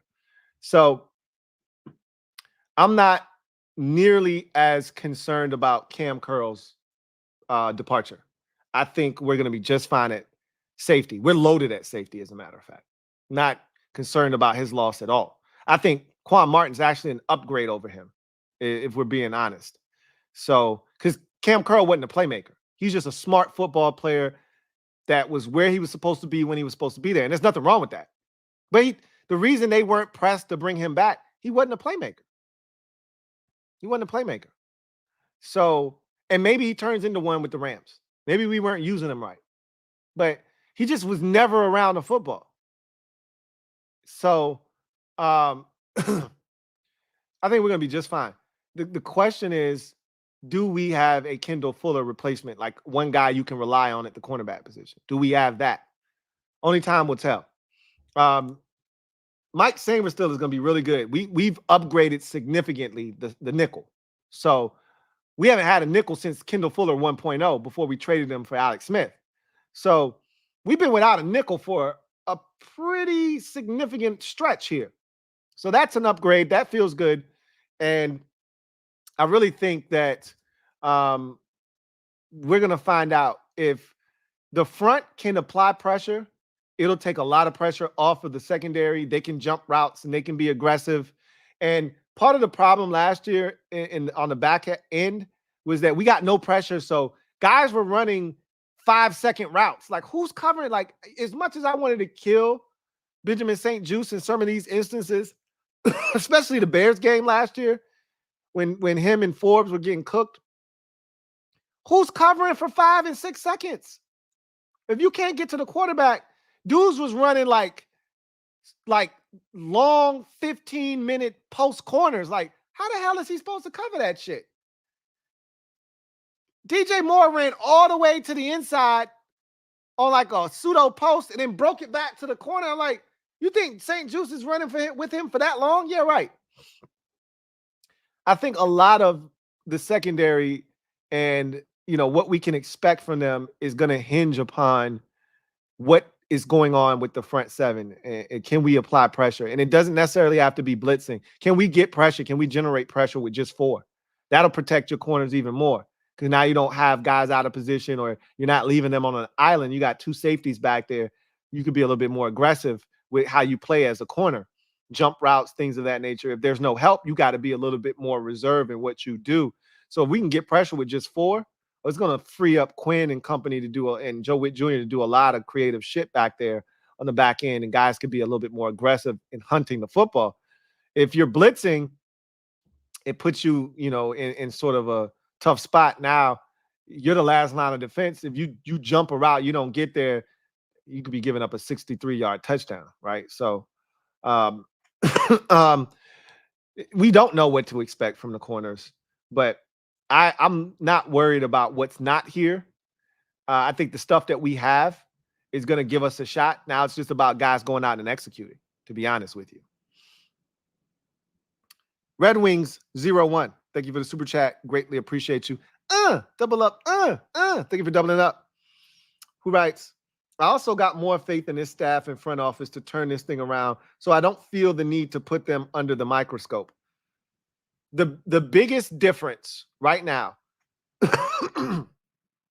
between this year, this offseason, and past years is exactly what you just said. The front office and the staff. The staff that has been assembled here feels like the Avengers, feels like a cast of superheroes that are going to help coach up this band of characters, this cast of characters that we have. Like, we're not super talented. We have some talent. We're not super talented, but this staff can get the most out of what they're being provided with. And that's the biggest difference is we got and I feel like the front office is going to find us more talent. I feel like next year they're going to provide us with another awesome draft. I think this was a really good draft. I think next year is going to be a really good draft. I think this was a really solid free agency class. Next year, they're going to add another solid free agency class on top. And you're going to see this roster over time change. And we're going to go from saying not super talented to, hey, we got one of the best rosters in the division, to, hey, we got one of the best rosters in the conference, to, hey, we got one of the best rosters in football. What you talking about, right? I think that's going to happen over the next 3 years. So, you talk about the front office and the confidence you have in them. You talk about the coaching staff and the confidence you have in them. I'm right there in lockstep with you. I feel so good. Like, I haven't felt this good about a staff since 2012 with the Shanahans, and I haven't felt this good about a front office since never. I wasn't old enough to understand what was going on in the early 90s. As I think Bobby Beathard was already on his way out of here, and it was turning over to Charlie Casserly, but I wasn't aware of what was going on in those days. Okay, I was just enjoying the product on the field. So I've never seen anything like this before. This is uncharted territory for me, and that's why I'm just going to enjoy all of this, take it in, right? This is all great, and this is going to be fun. I told you this is going to be a fun season, and I'm just going to enjoy the ride. So I feel you. Definitely feel you, Red Wings 01. Door Gunner, thank you for the super chat. Greatly appreciate you. Double up. Thank you for doubling up. Door Gunner, who writes, Captain Insano had me sold after that power bomb. Captain Insano shows no mercy, right? That look, I always when we bring up John Ridgway, when we talk about Captain Insano, we always talk about the power bomb. And poor Damian Pierce of the Houston Texans, who caught that power bomb. Man, I saw that play. Like, I want to say, shout out to Miss Perry. I think she sent me the clip of it like 2 weeks ago because I brought it up with somebody. I think I brought it up with I might have brought it up with I don't think I brought it up with Craig Hoffman. I brought it up with somebody. Oh, I brought it up with the the dude, Game Time Brian, the Dallas Cowboys dude. I did his show a few weeks back or whatever. And then after that, Miss Perry sent me a video of the clip, and all I could do was laugh. Oh man, John Ridgway will forever go down in Washington Commanders lore for that one. Like, long after he's gone, people will still be talking about that power bomb. That shit was crazy. And you know, the part that was the wildest was he was amped. He was hyped about that power bomb. Everybody was like, bro, what the you just got a personal foul penalty. You can't be power bombing people. What are you doing? And he was hyped. He was going nuts. Everybody was pushing him like, bro, you just picked up a penalty, man. The hell's wrong with you? Can't be power bombing dudes. You lost your mind? And he was amped. Oh man, that's funny, bro. That shit was hilarious. That was the funniest part about that was, you know, at that time we were aiming for the shutout, and I think they ended up getting a field goal on that drive to end the shutout, and they were already in field goal range before the power bomb, so that didn't matter. Either they went for it on 4th down and didn't get it, or they ended up scoring a touchdown on that drive, whatever the case may be. It didn't matter in the grand scheme of things, but it just was crazy to see his reaction and his teammates' reaction to it. There were two totally different reactions. Swaggy P, thank you for the super chat. Greatly appreciate you. Thank you for being a member of the MOBB. My guy, Swaggy P, writes, usually our D-line is the strong suit of the D for us, pause, but I think the linebackers might be the strongest unit we have on the whole team. That's not, I don't think you're far off base there. That might be accurate. When we talked about the unit that you have the most confidence in, it's been linebacker. It's almost been unanimous. It's been a consensus. When I've talked to, you know, Craig Hoffman, and I think he said linebacker too, right? Like, I think John Comm said linebacker as well. I think that's how most people feel. It's like, yo, you got Bobby Wagner. That's a future first ballot Hall of Famer. You got Frankie Luvu. This dude is a stud. You know, you got, if Jayden Davis is, remember, people were talking about us having the best linebacking core with Jayden Davis coming off the bench. You know, Mykal Walker coming off the bench. You know, Jordan McGee is a guy nobody even knows anything about, and we'll see what he ultimately ends up being. But the fact that these are the guys at this position group that we feel really good about, I think most people look at the linebacker position and say, okay, that's our best position. D-line, like you said, for the longest time, people that didn't watch us, they would just regurgitate, oh man, y'all got a stud defensive line though. Like, y'all defensive line is crazy. And then you could tell they didn't watch us. A lot of the talking heads, they just know name recognition. They didn't know what the hell we were out here. Montez Sweat, Chase Young. Chase Young ain't done shit since his rookie season. What are you talking about? But, you know, that's what people do, right? Oh, their defensive line is stacked. You know, Chase Young, Montez Sweat, Deron Payne, Jonathan Allen is one of the best defensive lines in football. Oh, really? Now is it? Okay. I'm glad that no longer exists. That whole narrative is gone. We don't have to hear about that shit anymore, because it used to piss me off, to be honest with you, because we weren't the best defensive line in football. We were never that good outside of that rookie season of Chase Young in 2020. where that group absolutely wreaked havoc. We never lived up to that billing. We were never truly dominant. We didn't take over games. We didn't strike fear into people's hearts. We weren't winning one-on-one matchups consistently. Guys got double teamed and nobody took advantage of one-on-one matchups. It wasn't a group that I felt like was dominating. There were stretches in 2022 when Deron Payne was getting his shit off, where you like, hey, this group looks pretty damn. And that was without Chase Young still, right? There were some games where Deron just completely took over. The Giants game, the Vikings game, where he just single-handedly is wrecking shit. And you're like, okay, they looked the part here. And Jonathan Allen is doing his thing as well.